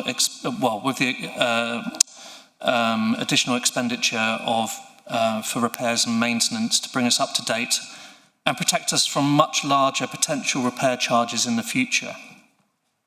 The Memorandum of Understanding between Cornwall Harbours Board and Cornwall Council requires the Board to recommend annual budgets to and be determined by Cornwall Council, hence why this is before you today.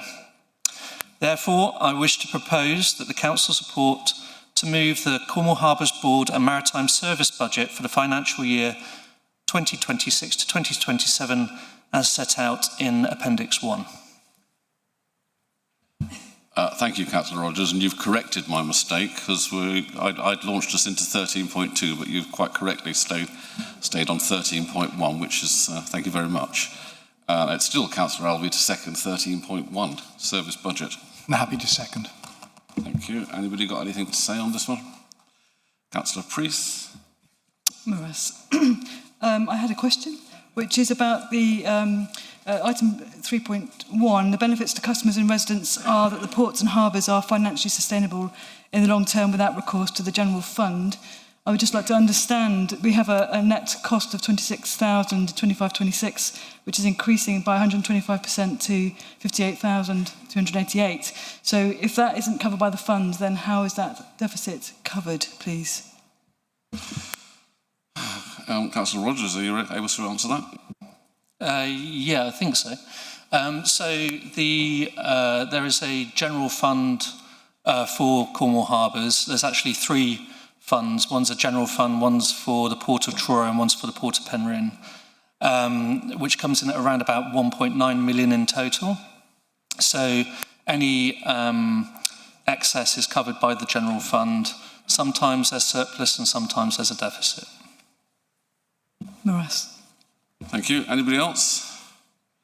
And Councillor Rogers, we go back to you if you want to sum up. Nothing more to add other than to recommend we support it. Thank you. In that case, we'll open the vote. So if you'd like to vote for, against, or abstain.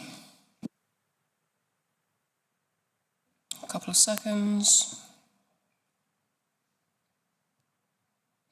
Vote closed. Thank you, and that's passed. So now we move on to 13.2, Cornwall Harbours Board Maritime Services Dues, Fees and Charges. And I'll ask Councillor Rogers to propose and Councillor Alvey to second the recommendation.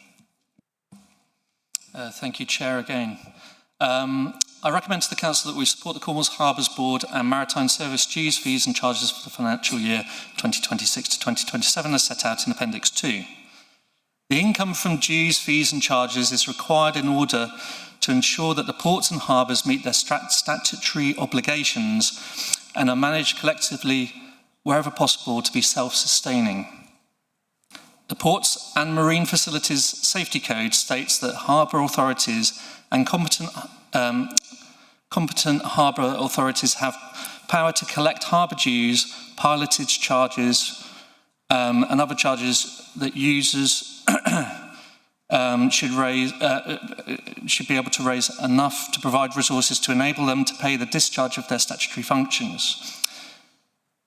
The level of dues and charges should be properly accounted for and brought to the notice of those persons likely to be interested. Members of the Cornwall Harbours Board and the duty holder Cornwall Council are responsible for ensuring that adequate resources are provided to its officers to enable them to operate the policies, procedures and systems effectively. This includes adequate resourcing for training. There should be no presumption that dues levied on a specific group or type of user should be exclusively reinvested in improving services and facilities on offer to that user. To summarise, fees and charges have either gone up by 5.75%, which is the average RPI for the last 12 months plus 1%, or remain the same or similar. These fees and charges went through the meeting, the previous board meeting that is, without any issues being raised by board members, and I approve their support. Thank you. Councillor Alvey, are you happy to second? Happy to second, Chair. Very much. Any questions on this one? No? Do you want to say anything more, Councillor Rogers? No, thank you, Chair. In that case, we'll go to the vote.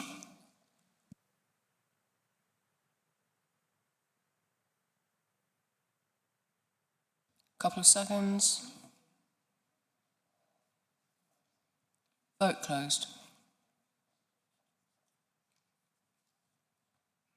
Thank you, and that's passed. That takes us on to agenda item 14.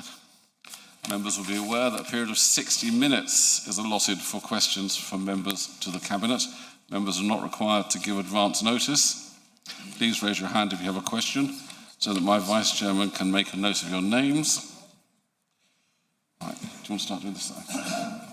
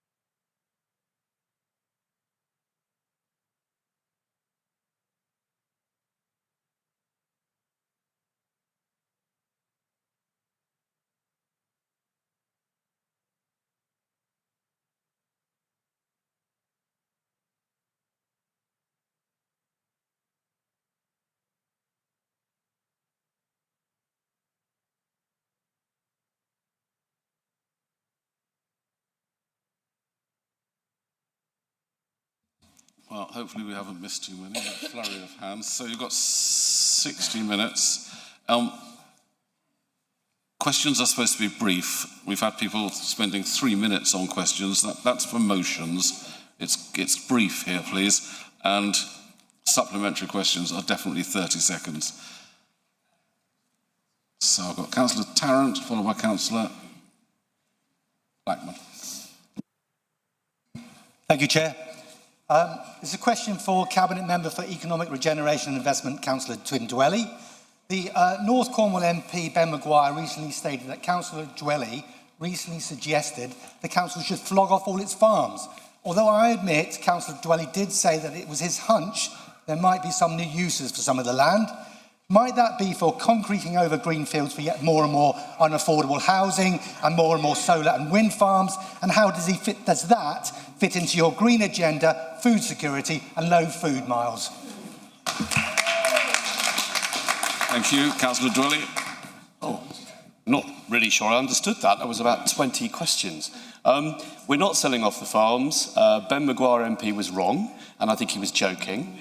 And we are absolutely delighted to continue to support farming on our farms. And as you know, or you would have done if you'd come along to ask the question at the independent signing off of decisions, the individual's decision day, we're actually only looking at farmhouses where tenants of farms have either left their tenancy or died. So we can commit very clearly to the future of farming on our farmland. And it will be overwhelmingly agriculture, but there will also be, yes, of course, because we do support renewables. Why wouldn't you? And it helps farmers, and farmers themselves will tell you that. So I hope that's answered your question. Thank you. Thank you. Councillor Tarrant, do you have a supplementary? I do, Chair. Thank you very much. I noticed at the recent decision day that he mentioned, when you made the decision to sell off 7 of the farm properties of the county farm estate here, you stated that, to be clear, we're not selling any farms, only farmhouses that farmers need to farm then, and only bits of land, so bits of farmland then. In other words, making what's left untenable and unfarmable. Please could you tell us why, as property prices are stagnating and falling, you are selling the family silver, much like Gordon Brown sold off the UK gold reserves at rock bottom time. Well, thank you, Councillor Dwelly. The member sounds very excited about this. Right. In reality, what you'll find is that some of the farms have actually expanded because farmland is what matters most. The properties you're talking about were costing the farm estate a fortune to maintain. So it's very, very important we have enough money in the council farm service. The farm service at this council absolutely has no interest whatsoever in harming farming. We're there to support it. Thank you. Thank you. Councillor Blackman, then Councillor Desmond. Cornwall Council's ambition for renewable self-sufficiency risks being more symbolic than practical. The inherent intermittency of wind and solar, combined with the current limitations of long-duration storage, means genuine self-sufficiency is unobtainable. A backup baseload from gas or imports will remain necessary for the foreseeable future. Recognising these realities, national policymakers are increasingly turning to small modular reactors, or SMRs, as a viable solution. Indeed, the renewable subsidies paid by Cornish residents over the past 5 years could arguably have funded a single... Can we get to a question, capable please? of meeting all of the county's needs. In the light of these shifts, should Cornwall Council not reassess its planning priorities? Should we end the eviction of tenant farmers from best and most versatile agricultural land? Should we stop covering our countryside with glass panels imported from coal-dependent China? Okay, Mr. Barron, you're allowed one question. You're allowed one question. You're just reeling off a list. Geothermal and lithium extraction enterprises properly to... You haven't told us who it's for. The portfolio holder for environment and climate change. Would have been nice to say that at the start, and he could have prepared himself from that very long list. Councillor Rich, did you get any of that? Yeah, I did. Yeah, thank you. Sorry, I'll stand as well. Yeah, it's not really our renewable energy ambitions. They're not symbolic. They're quite meaningful. The way we want to be self-sufficient, but with regards to things like baseload, actually, we're talking about self-sufficiency within the context of the national grid. So we're talking about the country as a whole. That's our ambition. You just said something about SMRs, small modular reactors. There is a lot of talk about them and in policy, and they're being touted as being a potential solution to some of our energy problems, and that is probably true in the future. But right now, I'm not aware of any commercially available SMRs that Cornwall Council could realistically afford right now. So I'm not saying they're not good or the idea isn't good. I just don't think that they're still being sort of piloted, basically. So I don't think it would be a good idea to invest in something like that right now, but probably in the future. You said something about land use. Cornwall BMV, which is best, I can't remember, it's basically the best quality farmland in Cornwall, is being protected. In fact, between 2016 and 2023, I think only 0.01% of land in Cornwall was actually given over to solar panels. Yes, they do come from China. A lot of things that we use in this country come from very far away, so always an issue. But with renewable energy, you're looking at probably what you get from renewable energy from solar panels is 30 times, over their lifespan, 30 times back from the carbon costs, basically. So whatever it costs to manufacture, you get 30 times as much back from that, and that's kind of carbon-free. So I'll give you an example. We put a canopy outside here, outside this building. It's over the car park, and that generates 300,000 kilowatt hours a year. That's almost 100 houses. It powers this building. It meets about a third of our energy needs. I think I've covered it, hopefully. Thank you. Gets in there quickly, but Councillor Whiteman, no doubt you have a supplementary. I'll just ask you to keep it brief.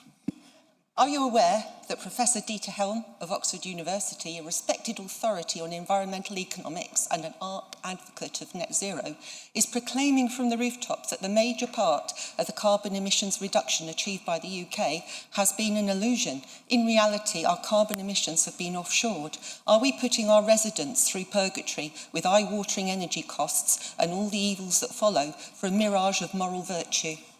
Thank you. Thank you.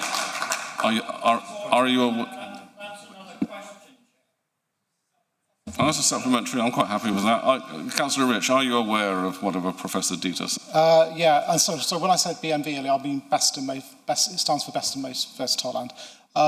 Yeah, so in Cornwall, there is a choice. You can offshore a lot of the carbon emissions, so we can continue to generate or to use, to not do anything basically and just pay somebody to offset that. But the first thing that, my first meeting with the carbon neutral Cornwall team, I said I want us to do everything in Cornwall, and so things like agri-forestry projects. So what we're doing, we're actually hopefully benefiting farmers, landowners to grow more trees, to be more sustainable in their approach to farming, and that will reduce emissions, but also generate jobs. So we're doing everything in-house, and I'd like to think, even if you're not into reducing carbon emissions, if that's not a thing you want to do, a lot of what we're doing is generating jobs. We're helping the local economy, we're helping nature, we're helping wildlife. We're reintroducing species into Cornwall that haven't been here for a long time. So there's lots of other benefits. And the really key thing here is that we're not imposing this on landowners and farmers. We're working with them. We're trying to help them.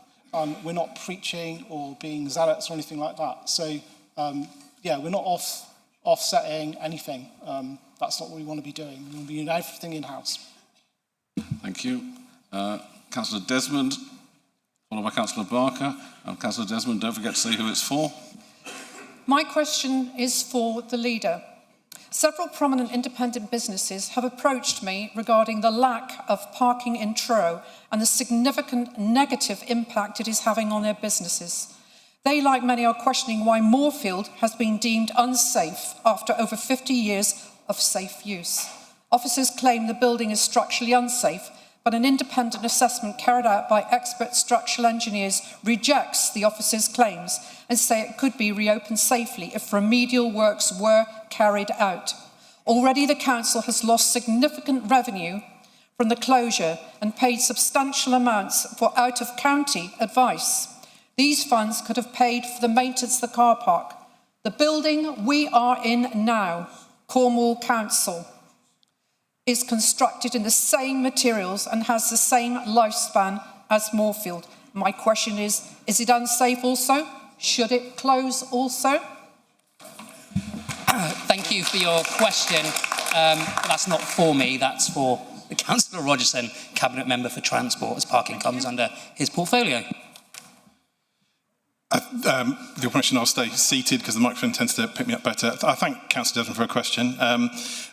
The assessment's been carried out. The Moorfield car park has lived beyond the life it was built for, and obviously the loads involved there are different to what you would see on a building like this, the weight and so on. We have to take the advice of the structural engineers who've given us that, and we will act on that. We are putting together proposals towards the capital programme for what we would do to create the maximum car parking that we can at an affordable way on that site. She's absolutely right to point out that this is an impact on the community and traders, and we're very aware of that. Truro members have met with me, the City Council, and Truro bid as well to discuss this. So we're looking at all these issues around parking, and of course what we would want people to do very much is to use the excellent park and ride services we have in Truro as well, to make sure that the people can access the centre and support those local businesses. Thank you. Councillor Desmond, do you have a supplementary? I do. I've been advised by Cormac that it would only take £50,000 to £100,000 for the maintenance to put Moorfield car park back in operation again. So you're going to dismiss this, that it's not operational, it's not safe, when an independent structural appraisal has been carried out and says, yes, it is. Should we not then, in that case, have a third appraisal? I mean, I would very much like Councillor Desmond to share with me information, but obviously it's Cormac that the Council works closely with in coming to the conclusions about what is safe and what has to happen to protect the public. So if she has any further information, I'd love to receive it, but we're obviously working on the basis of the assessments that have been carried out. And as I say, based on the original lifespan of that car park that's carried out, we have to make sure that we are keeping the public safe. Thank you. You'll arrange to meet Councillor Rogerson afterwards or whenever. Councillor Barker. And don't forget to say who your question's for. Thank you, Councillor. This is a question for Councillor Adam Painter, Resources. So it's in line with Article 21 and the motion you passed today. Cormac is a loss-making company. I think we established value doesn't mean we lose money. Cormac lost 230,000 in 24 and 108,000 pounds in 23. Guaranteed by Cornwall Council. Do we expect to guarantee Cormac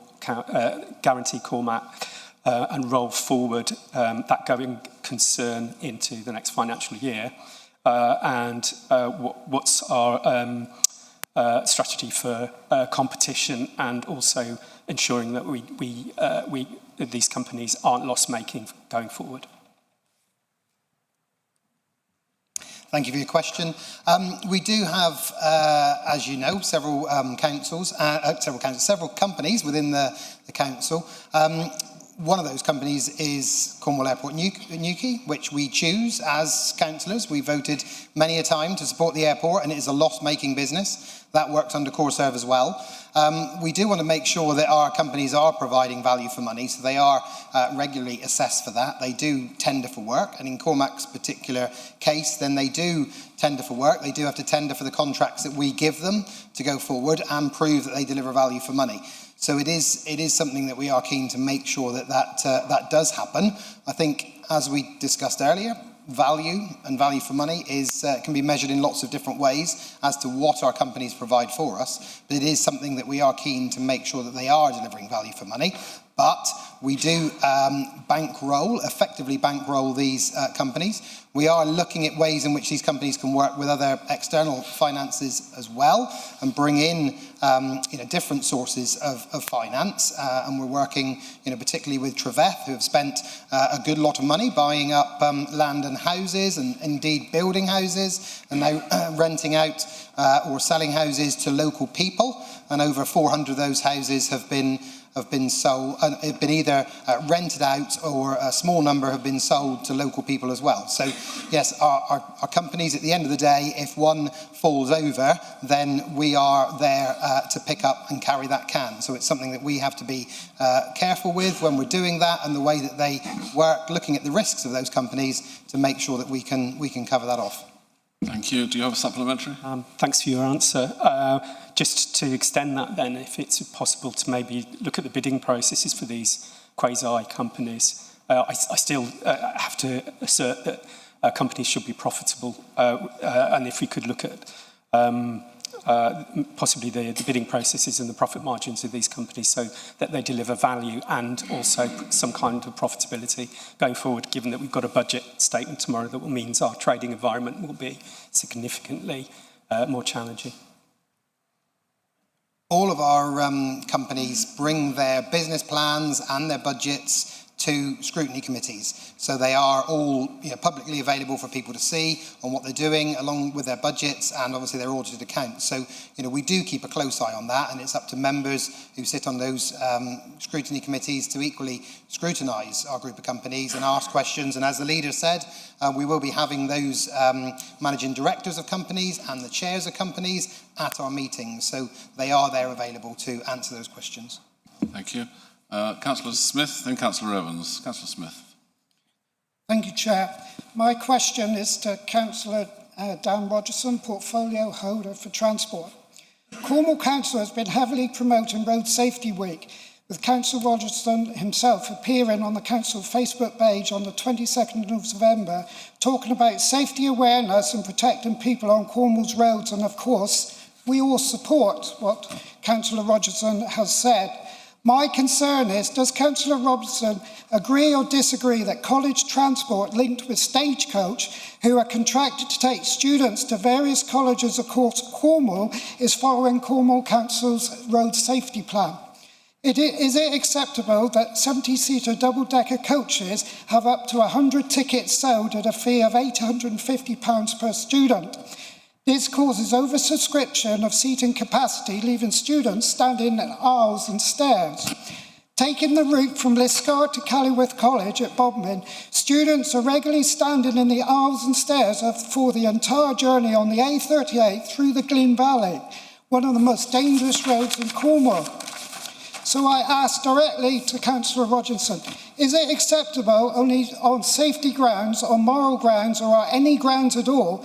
Because from what I stand and see, this is looking like a serious accident waiting to happen. An accident that every one of us in this chamber may regret not taking action on. And this completely contradicts Cornwall's own road safety message. Thank you. Councillor. Thank you, Chair. And I thank Councillor for his question. I know that he has met with Callyworth College to talk about that provision, which, as he's aware, is a contract that they operate with Stagecoach themselves. It's not one that's arranged through the council. It's part of how the college established its sort of business model to be a hub and bring students in, so they provide their own transport. In terms of safety, all sort of transport operators are regulated and have to comply with that, and any concerns he has, I'm sure he's been raising those with the proper authorities as well. I understand that following the meeting I had a meeting straight after, as he knows, we sort of passed each other at the college when we were both going to talk to them, that there are going to be changes made to that contract to provide some extra capacity and, on that particular route. If he's still got concerns, I'd urge him to raise those with the college. In terms of how we work with the colleges, I think there's a lot more that we can do, and I have a meeting coming up with them where we're going to talk about bus services into the future, because obviously students use the commercial bus network and the council subsidised network, as well as the sort of chartered buses that the colleges operate. So there's a lot for us to talk about. Any particular safety issues, he's doing absolutely the right thing to raise that with the operators. Thank you. Councillor Smith, do you have a supplementary? Yes, Chair. Thank you for that. But Cornwall Council actually subsidise these fee payers on these coaches, so we do as a council have a duty of care to these students. Following on from that, yes, I did have a meeting in relation to Callyworth College. Callyworth College said that changes will take in place, but it will take 70 days to operate a change through bureaucracy and legislation. Yes, 70 days, students continue travelling unsafely on high-speed roads. Is this acceptable? Does the portfolio holder agree? And if so, what is the time frame in relation? Thank you, Councillor Smith. Councillor Rogerson, will you answer? Well, I think the council's done absolutely the right thing in drawing attention to this. As I say, it's an issue in that contract. The college have accepted that they could make some changes to deal with that problem. I'm quite happy, as of following this meeting, to write to the college and pass on what he said here. But I know that he's obviously already in touch with them. But I can reiterate that whatever changes that the college is making, that it'd be good to see them in place as soon as possible. Thank you. Councillor Evans, then Councillor Board. Thank you, Chair. I promise not to mention the Trelawney trees. My question is for the leader. Does the leader agree with me that the councillors' code of conduct requires urgent review, to the effect that councillors who make racist comments on social media, whether through their official or private accounts, may be more rigorously censured, including removal from office of this council, towns and parishes? And will you write to the appropriate minister to inform them of these views? Thank you for your question, Councillor Evans. So in terms of the Code of Conduct, I absolutely agree that it is toothless. As members of public bodies, we should absolutely be held to account by our actions, and when there are negative actions, we should be held accountable for that. And unfortunately, the Code of Conduct does not do that. It basically says, say you're sorry, and if you don't say you're sorry, we'll put it in the minutes that we're very cross with you. And that is not a punishment for doing something that is quite frankly outrageous and not conducive to the Nolan principles of public life. So I would absolutely agree that the Code of Conduct should be strengthened, and councillors shouldn't treat it as a badge of honour that they get a Code of Conduct, because it basically means you are breaching the conduct of public officials. Thank you. Councillor Evans, do you have a supplementary? No, just thank the councillor for that response, but no other question. Thank you. Councillor Board, followed by Councillor Clegg. Thank you. My question is to the leader. on his pending individual decision to accept funding from the Football Foundation for the construction of £1 million community pitch at Langgarth. My question to you is, are you as leader aware of the nature of this proposed plastic pitch, which, like many others across the county, will have tons of rubber crumb distributed across it as an infill spread? This is added to artificial turf to create a more grass-like playing experience. Rubber crumb is made from old tyres ground down to a very fine and deadly toxic mix of chemicals and pollutants, some of which are considered carcinogenic. It is a serious health and environmental risk which is well understood worldwide, and the use of it is banned in Europe, where all existing pitches must be free of it by 2031. Rubber crumb constitutes the largest introduced microplastic into the environment as identified by DEFRA in July this year. It can't be contained, it sticks to players and clothing, it blows in the wind, it's in watercourses, it's in wildlife, and it's in us. And I'm wondering if you were aware of that. Thank you. As a leader. Thank you. So I have to declare an interest. I've played football for quite a long time across Cornwall, although I am retired now, so that's fine. So I am aware of the rubber crumb issue. I wasn't aware that actually this pitch was going to be that, because ultimately my decision is to accept the grant funding that they have been awarded, and that's only my role is to accept the funding. But happy to take a further conversation outside around the issues around rubber crumb. Thank you. Do you have a supplementary, or are you happy to talk to him outside? I do. My supplementary is, so when considering whether to accept this funding, will you as leader condition the acceptance of this funding from the Football Foundation only if it, along with the Cornwall Council officers that have been organising this, as long as they commit to the use of an alternative infill, which is better for and safer for our children and our environment? So I would have to take that conversation outside with you, because I think we're guided by the Football Association on that. So it wouldn't be for me to dictate what that is. That is a Football Association guideline, but happy to have that conversation with you outside. Thank you. Councillor Clegg, then Councillor Webb. Thank you, Chair. This is to Councillor LeBroy. Wayne Homes and other developers are beginning to auction off green spaces, some of which are recognised in local plans as public open spaces. These are generally in developments built in the 2000-2002 period. The areas were not adopted by Cornwall Council, and the piecemeal sell-off will lead to public open spaces in private ownership. There will be speculative planning applications on areas which were part of the original permissions granted. My question would be, why were these areas not adopted, and what protections are in place to ensure that they will be maintained and kept open to the public? And how can we ensure that current applications protect these public open spaces in perpetuity?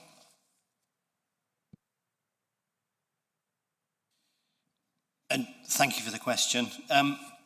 It is a tricky one, because I've seen this happen many times on my own patch, where tiny bits of land get sold off and perhaps people extend their boundaries and build an extension to their home on them, or do something different. And I accept that it is a challenge and can be a challenge, and I would expect to see it carry on as we go into the future. I did ask officers to give me some guidance on this, because I wasn't exactly sure whether or not privately owned land could be influenced by council at all. So the answer I got was effectively that through the planning process, of course, we do have control. But I'll read the answer out, just because it does give clarity and probably closure to the question that you're asking. So there is some complexity to these situations, and it depends on the nature of the land. The planning process will normally secure large areas of open space for which relevant enforcement action can be taken should the space not be maintained. But smaller areas of leftover land or verge on estates are different and can be sold and reused subject to subsequent planning permissions.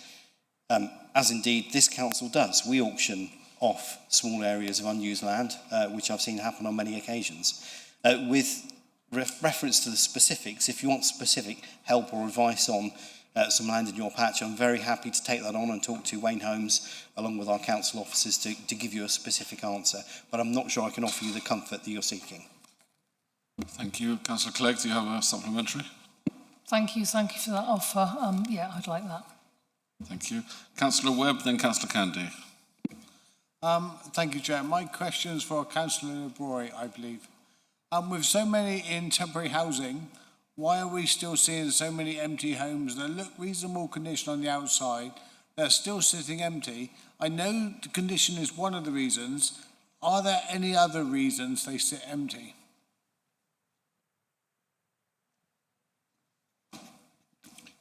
So, thank you for the question.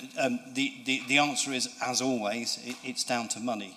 So Cornwall Housing Limited has been through a very difficult patch over the last couple of years, and they've had to adjust their budgets and their spends accordingly. And when council-owned properties become vacant, if they cost a huge amount of money to put right and get back up to regulatory standard, which of course they must, it's probably an easier decision for Cornwall Housing Limited to make to focus on the houses that don't cost so much money.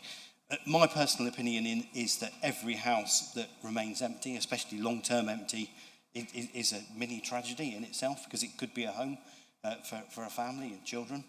I have urged officers to bring plans forward so that we can address these voids and bring down the number. The motion that came forward earlier today was exactly doing that. Obviously, we couldn't debate the motion today, but I certainly will be taking it back to Cabinet.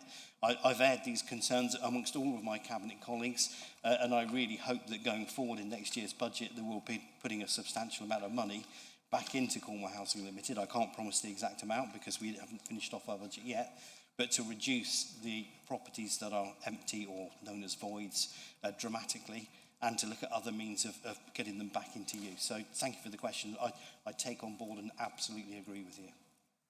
Thank you. Do you have a supplementary, Councillor Webb? Yeah, I do, and I think the motion earlier today by Councillor Errett, I think, is a good idea. Is there a way in which we can appreciate all the tenants that do look after their property and do keep them in good condition? Because that's the flip side of it.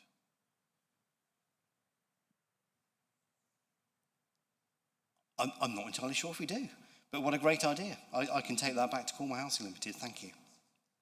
Thank you. And just to reassure members who are wondering where they are on the list, I've got Candy, Mustoe, Pascoe, McGowan, Donithorne, Gripper, Judah and Thomas. Have I missed anyone? Lyon. John Martin. Lyon. Martin. Jenkins. Annette. Lovely, thank you. Councillor Candy, then Councillor Mustoe. Thank you, Chair. I am aware that utility companies employ outside contractors, traffic management companies, for roadworks in order to set up traffic lights, etc. Some of these utility companies, this is for Councillor Rogerson.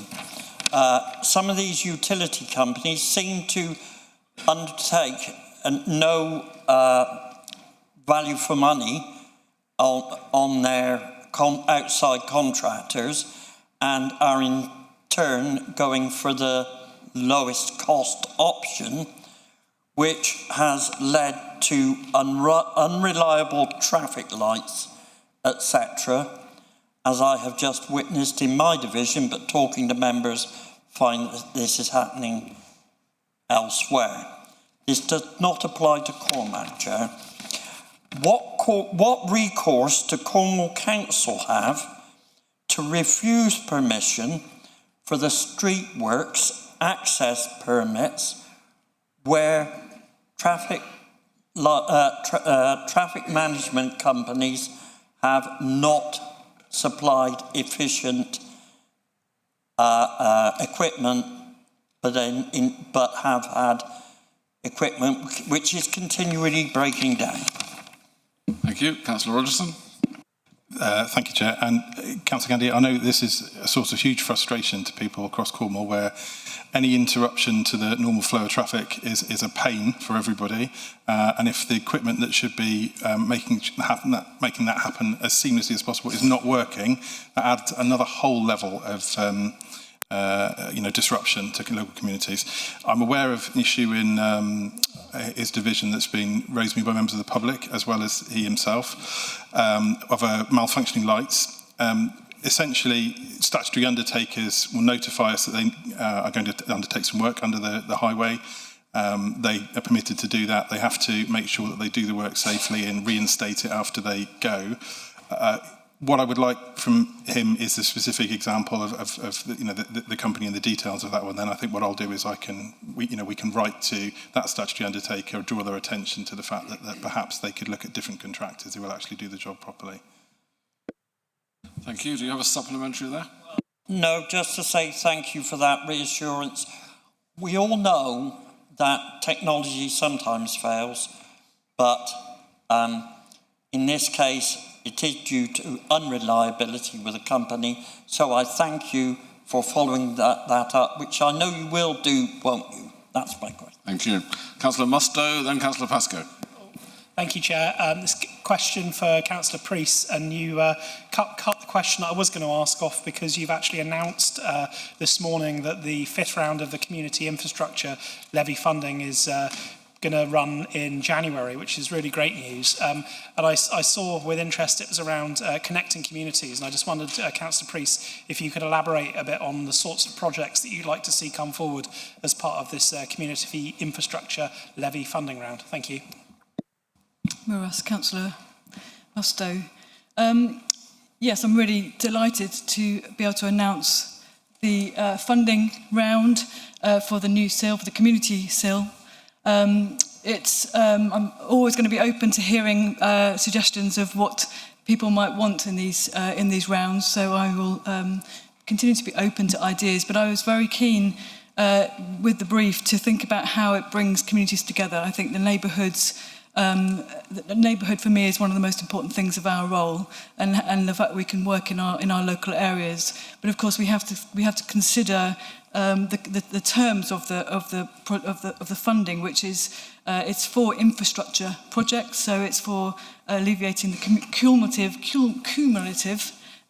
impact of development in an area, or helping a development to come forward.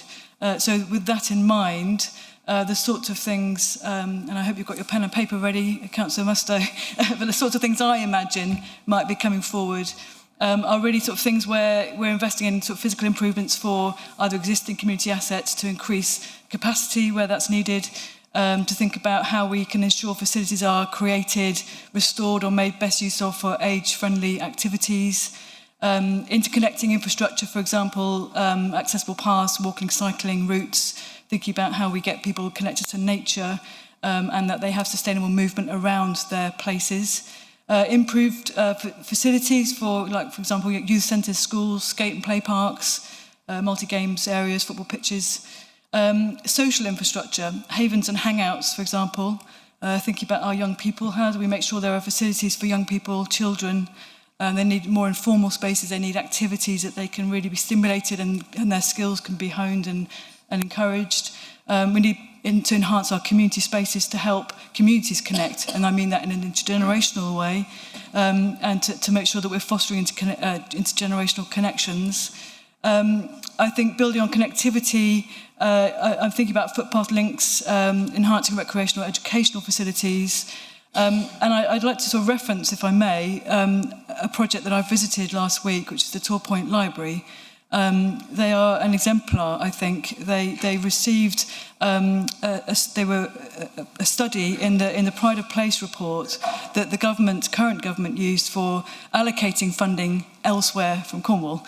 But they were in that report for very good reason, and that is because they have really, really taken to heart and done exceptionally well to bring forward an intergenerational, age-friendly social support space that incorporates play areas, libraries, archives, community. Sorry, Councillor Freeze, I think we get the point. I've got another 4 You're doing points a lot. You're doing a lot. I get the point. I'd say to Can I say one more thing?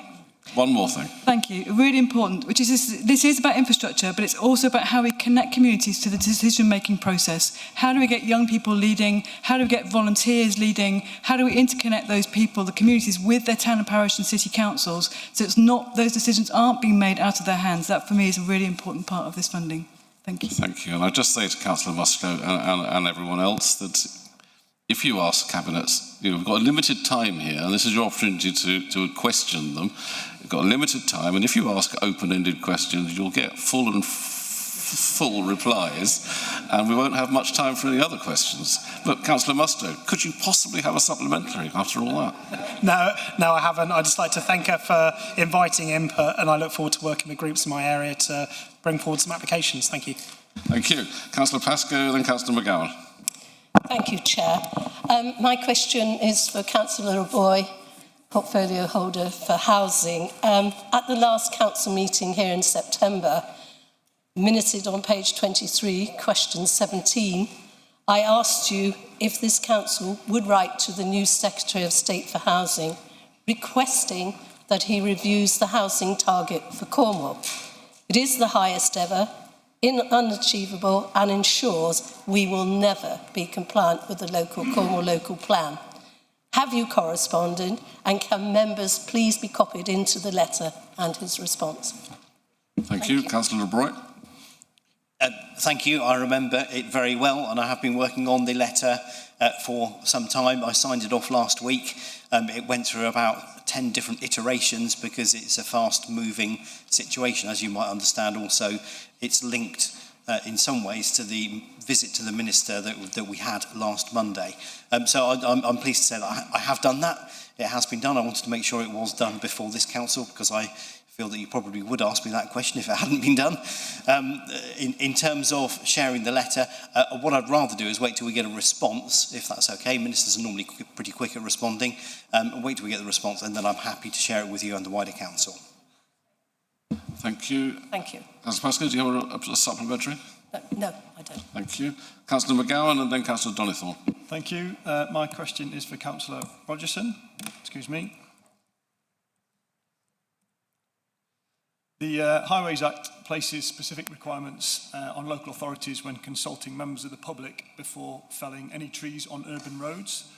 This includes notices being placed on identified trees, 28-day consultation duration, and publishing consultation responses.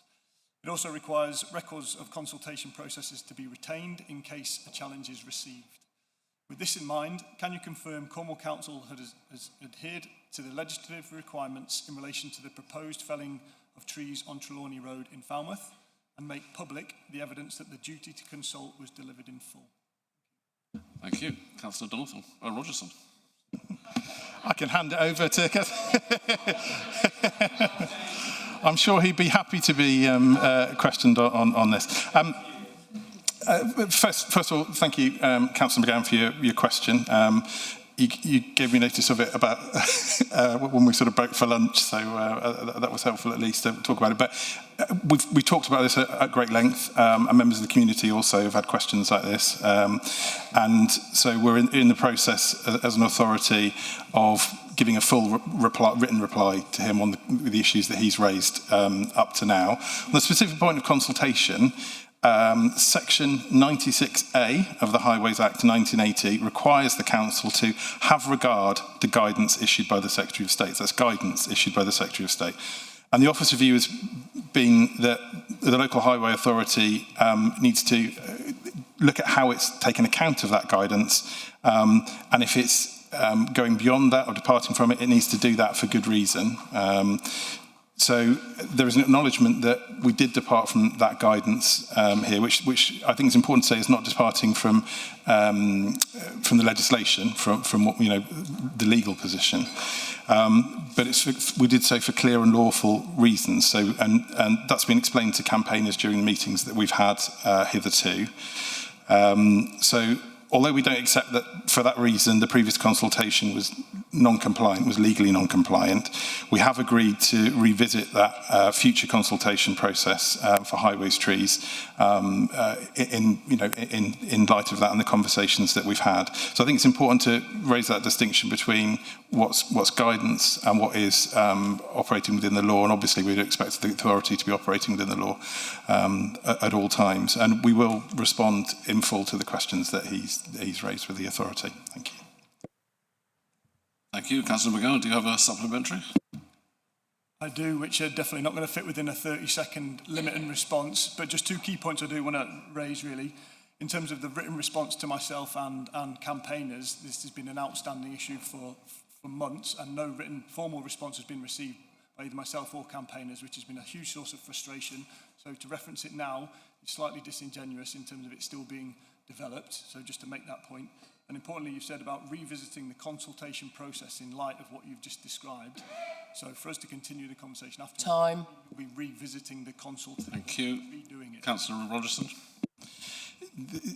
So what I was talking about there is in other instances, and I've said that what we're talking about here is it's really important that we stick to the legal responsibilities we've got as an authority, which are covered by legal agreements that we've entered into based on court proceedings, of which he's well aware, but also that we stick to what acts such as the Highways Act tell us to do.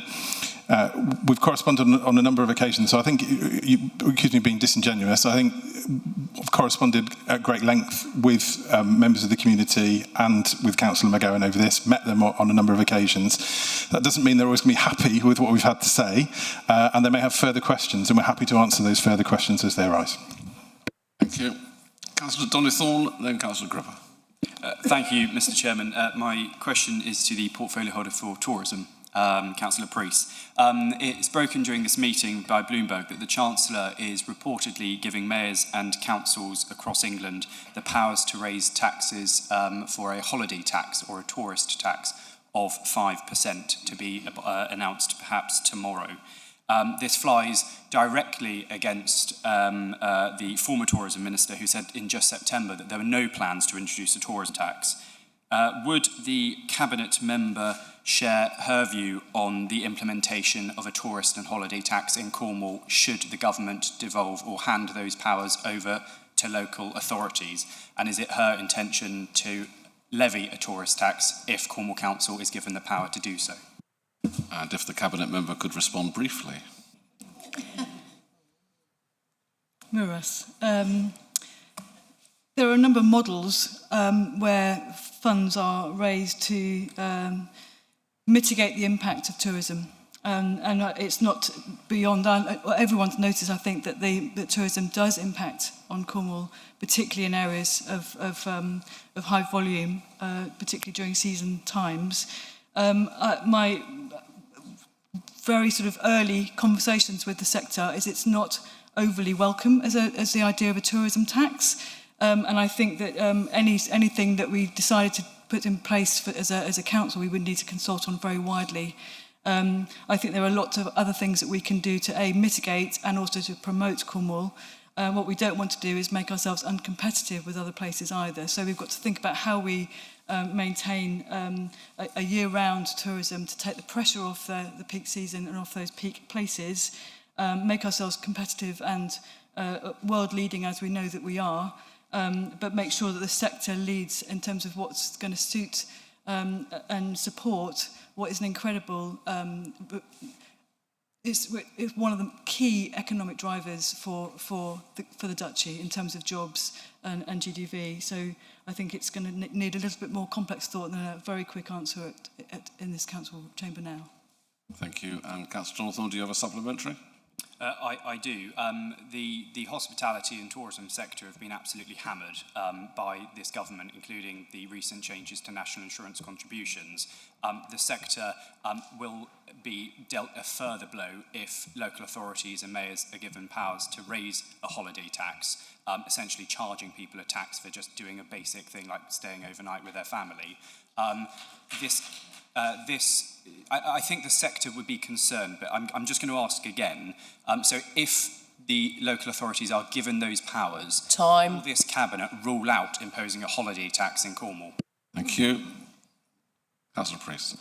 Maras, I will resist the question because I can't, without fully consulting the sector, it would be beyond my ability to answer that question. I think it would be unwelcome, is my instinct on it from the consultation I've done so far, but I haven't fully consulted the sector. As you will be very aware, I've had my hands full with a very difficult situation with the liquidation of Visit Cornwall. That's a priority for me at this point, and making sure that we support the sector and make sure it doesn't fragment under the pressure it's under, and acknowledging that this incredible industry, which is very multifarious and includes all our parishes and towns and cities as well as the subsectors, are supported to keep the businesses going, keep the jobs in place. Thank you. And Councillor Gripper, followed by Councillor Tudor.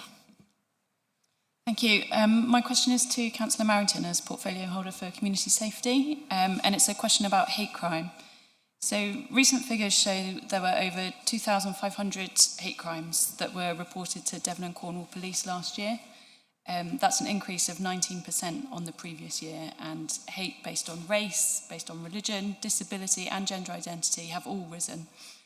In light of these figures, can I ask what steps you're taking to ensure that Cornwall is a safe place for all communities and to reassure all residents as well that hate has no place here in Cornwall? Yeah, okay. So with the hate crime statistics, it is absolutely, as you say, something we've got to keep a real close eye on. And I think when I looked at the statistics as well, and particularly saw that half the pie chart was racially motivated crimes as well, that particularly hit me.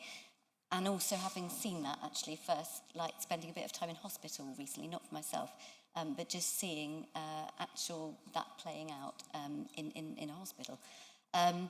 I think we're doing a lot. It was National Hate Crimes Awareness Week, and there was a big session on. I was unfortunate at something else that day, but I know people attended that, and Safer Cornwall play a big part in that. Working as a partnership with the police, with all the other partners in that group, it's something they're looking at all the time. We've got the Interfaith Week, and we had the last week we had the what's it called? The anniversary of the Faith Covenant. But actually, when I sat there talking to two people who are practicing Islam, it was just fascinating having those conversations and talking about how we had wide-ranging conversations about how, religions are so aligned at the end of the day, even though they're completely different. So I found that actual sitting in there and experiencing people coming together and what that does is so significant, and that's what Safer Cornwall is really doing a lot of work on, and Cornwall Council's front and centre of that. I know the increase in religion as well has come up, and the transgender hate crime as well, have both increased as well. So they're all things that we're looking at, and that informs all the plans that we do, which at the Leadership Board on Friday we presented the refresh of the Safer Cornwall Partnership Plan. So it's all based on the evidence that comes out. So it's about keeping... Can I ask you to bring this to an end? Sorry, yeah. And so I just think the world it can be hateful at times, and it's incumbent on us as much as anything else to show. But certainly Cornwall Council, from what I see, is playing a really strong role there. Thank you. So we've got 10 minutes left and 6 questioners, and you're entitled to... No? Thank you. 10 minutes, 6 questioners, go for it. Councillor Tudor, followed by Councillor Thomas. Oh, mine's an easy question. So I was really glad to hear, it's for the leader, it's for Councillor Frost. I was really glad to hear the leader in his announcements earlier in this meeting put to bed the notion that Cornwall Council has to wait for any further guidance from any other bodies before getting on with the task of bringing the Council's policies and work practices back in line with the law, following the Supreme Court confirmation of the law in April, i.e. that in law the term female and male, man and woman refers to biological sex. So my question to the leader really offers him an opportunity to set a clear definition for officers, employees of the council and councillors. Is a trans woman, i.e. a man who identifies as a woman? It's not down to me to decide. It is down to the Supreme Court. They did a ruling. We will obey the law. do you have a supplementary? Well, I'm sure that the leader actually does know what a woman is. But I thank you, Chair. I don't need to ask why he can't provide a straight answer here on his own thoughts, and I think we can all draw our own conclusions as to why. Sorry, Councillor Marrington was waving there because it's actually her portfolio. So. Well, I was just going to say, I think you heard in the leader's announcements that we're working really hard, and I just wanted to say we have got a date. Well, actually, I'm not sure, but mid-January, I think. Because I've seen an email. So we should be confirming that the new all-member briefing will be coming up then. And as far as I can see, I'm working on this issue, and there is a lot of areas that you've got to look at across the whole of Cornwall Council. I'm convinced that we're doing, we're doing this really well. And I'm thank you, Councillor Martin. Perhaps you would like to answer the question, what is a woman? Thank you. Councillor Thomas, then Councillor Lyne. Thank you, Chair. I'll take it that wasn't for me.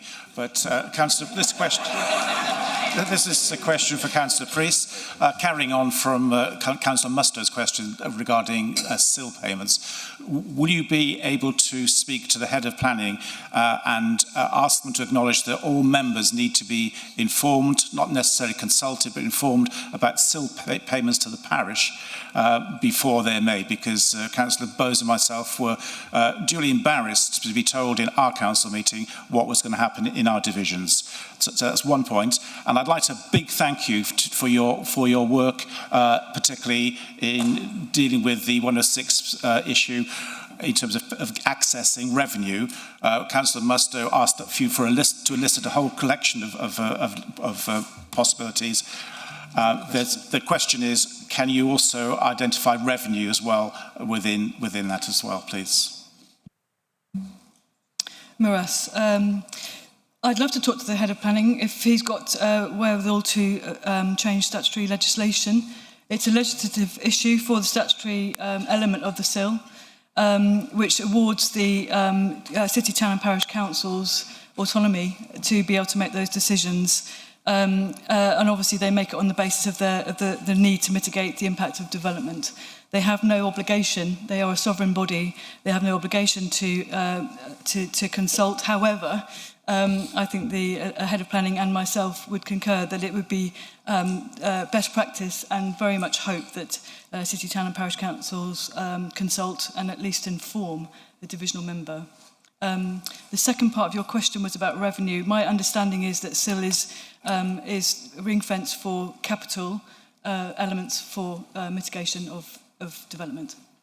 Thank you. Yes. Thank you. Councillor Lyne, then Councillor Martin. Councillor Lyne. Thank you, Chair. The recent announcement of new clinical trials on the use of puberty blockers for children has raised significant public interest and concern. This is for Councillor Frank, sorry, I apologise. These drugs are known to be the first medical intervention in a pathway leading to well-documented long-term impact on a child's physical development, including loss of bone density, impeded growth, inhibited IQ, and later sterility and loss of sexual function. Puberty blockers also deny the child the right to go through natural puberty at the appropriate time, which is very often the exact thing that causes gender dysphoria to resolve by itself. Children cannot consent to the trial, so parents are being asked to consent on their behalf. It's not clear whether it's being made clear to the parents that the medical pathway will not change their child's sex. Given our statutory duties and responsibilities as corporate parents, can the Cabinet member provide assurance that members will be consulted and fully informed should any child in Cornwall be considered for participation in these highly dubious trials, and that safeguarding, oversight and parental level responsibility will be exercised? And in addition, will she work with the Cabinet member for health to ensure coordinated scrutiny, shared expertise and full oversight of any involvement of Cornish children in such trials? Yep. Miras, Councillor Lyne. Yeah, it was on Radio 4, was it, this morning? I think I heard something about puberty blockers as well. So it's a very pertinent and very, very deep question. I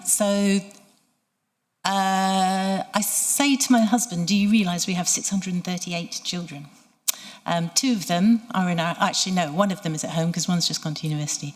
But one is at home, and the other 636 are in homes throughout Cornwall that might be children's homes or foster homes. And we have a duty, not just me, but actually all of us in this chamber have a duty of care as a parent to those 636 children. And within that, we discharge part of our duties as Cornwall Council through something called the Corporate Parenting Board, which is made up of counsellors, officers, people from the NHS as well.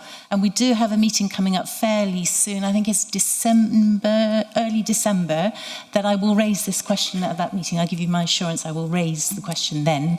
The Corporate Parenting Board, we do look at various statistics about our children in care, how they're doing at school, how their mental health is. So this is a key question within all that we look at when we look after our children. Then thank you for your question. Thank you. And do you have a supplementary? Yes, please. When you meet, thank you very much for the response. When you meet with the Corporate Parenting Board, I'd be grateful if you could put the question to them, what would be the criteria that they would apply when assessing whether a child would be suitable to be referred for participation in the trial? And if you could feed back to us eventually. Miras, if you could send me an email with the precise wording, that'd be really good. And I realise I've forgotten to say that I would give you my assurance to talk to Councillor McKenna, but I will also do that as well. Miras. Thank you. 2 minutes. Councillor Martin. Thank you, Chair. It's a question for Councillor Rogerson. My constituents are quite concerned about the withdrawal of first buses. Can you reassure us that there are plans to fill the gaps, please? Thank you, Councillor Martin. It's a good issue to raise today. I have frequently asked questions sheet which should go out to all members about this issue. As he'll be aware, Chair, it's a commercial decision by First because these are unsubsidised routes. However, I had a meeting yesterday with Richard from Go Cornwall, whose firm operates subsidised routes elsewhere in Cornwall, who are very keen and indeed have submitted proposals to take on routes that First are withdrawing from. Officers will be looking at the details of those to see if some of the routes maybe, or the timings, whatever, might be slightly different. But I think it is an opportunity to offer a good integration and to look at things that are out there. Particularly, we were talking about student transport earlier with Councillor Smith's question, and Go operate the Truro and Penwith college contracts as well, so already there are students on some of their buses, so lots of things left to resolve, but certainly a keenness to provide services in Cornwall where First are withdrawing, and also to be looking at the infrastructure around that, the facilities and so on that First will be withdrawing from, and what the possibilities might be there as well. So lots to talk about. It's a worrying time, and I should definitely say that, you know, thoughts are with the employees of First in Cornwall, who, you know, it'll be very difficult for them, and I hope that, you know, they will soon find roles either, you know, with other bus companies or other employers here in Cornwall. So our thoughts are with them, particularly in the run-up to Christmas. But for the communities that are served by these buses, then there is hopefully some light beyond February, and that we have another company looking at providing things. Thank you, and that is it. That's time. In fact, it was time a little while ago, but I thought that was quite important. So that's time, and I apologise to those people that are still on the list, Councillor Jenkins, Councillor Burnett, I apologise. If Cabinet members can have a go at being a bit more succinct, and if people can refrain from bringing speeches dressed up as questions, it would be nice, thank you. And I think that takes us to the end of the meeting, doesn't it? That's the end of the meeting. Thank you all very much, and happy Christmas, I guess. Is that right? Thank you. Happy Christmas, everyone.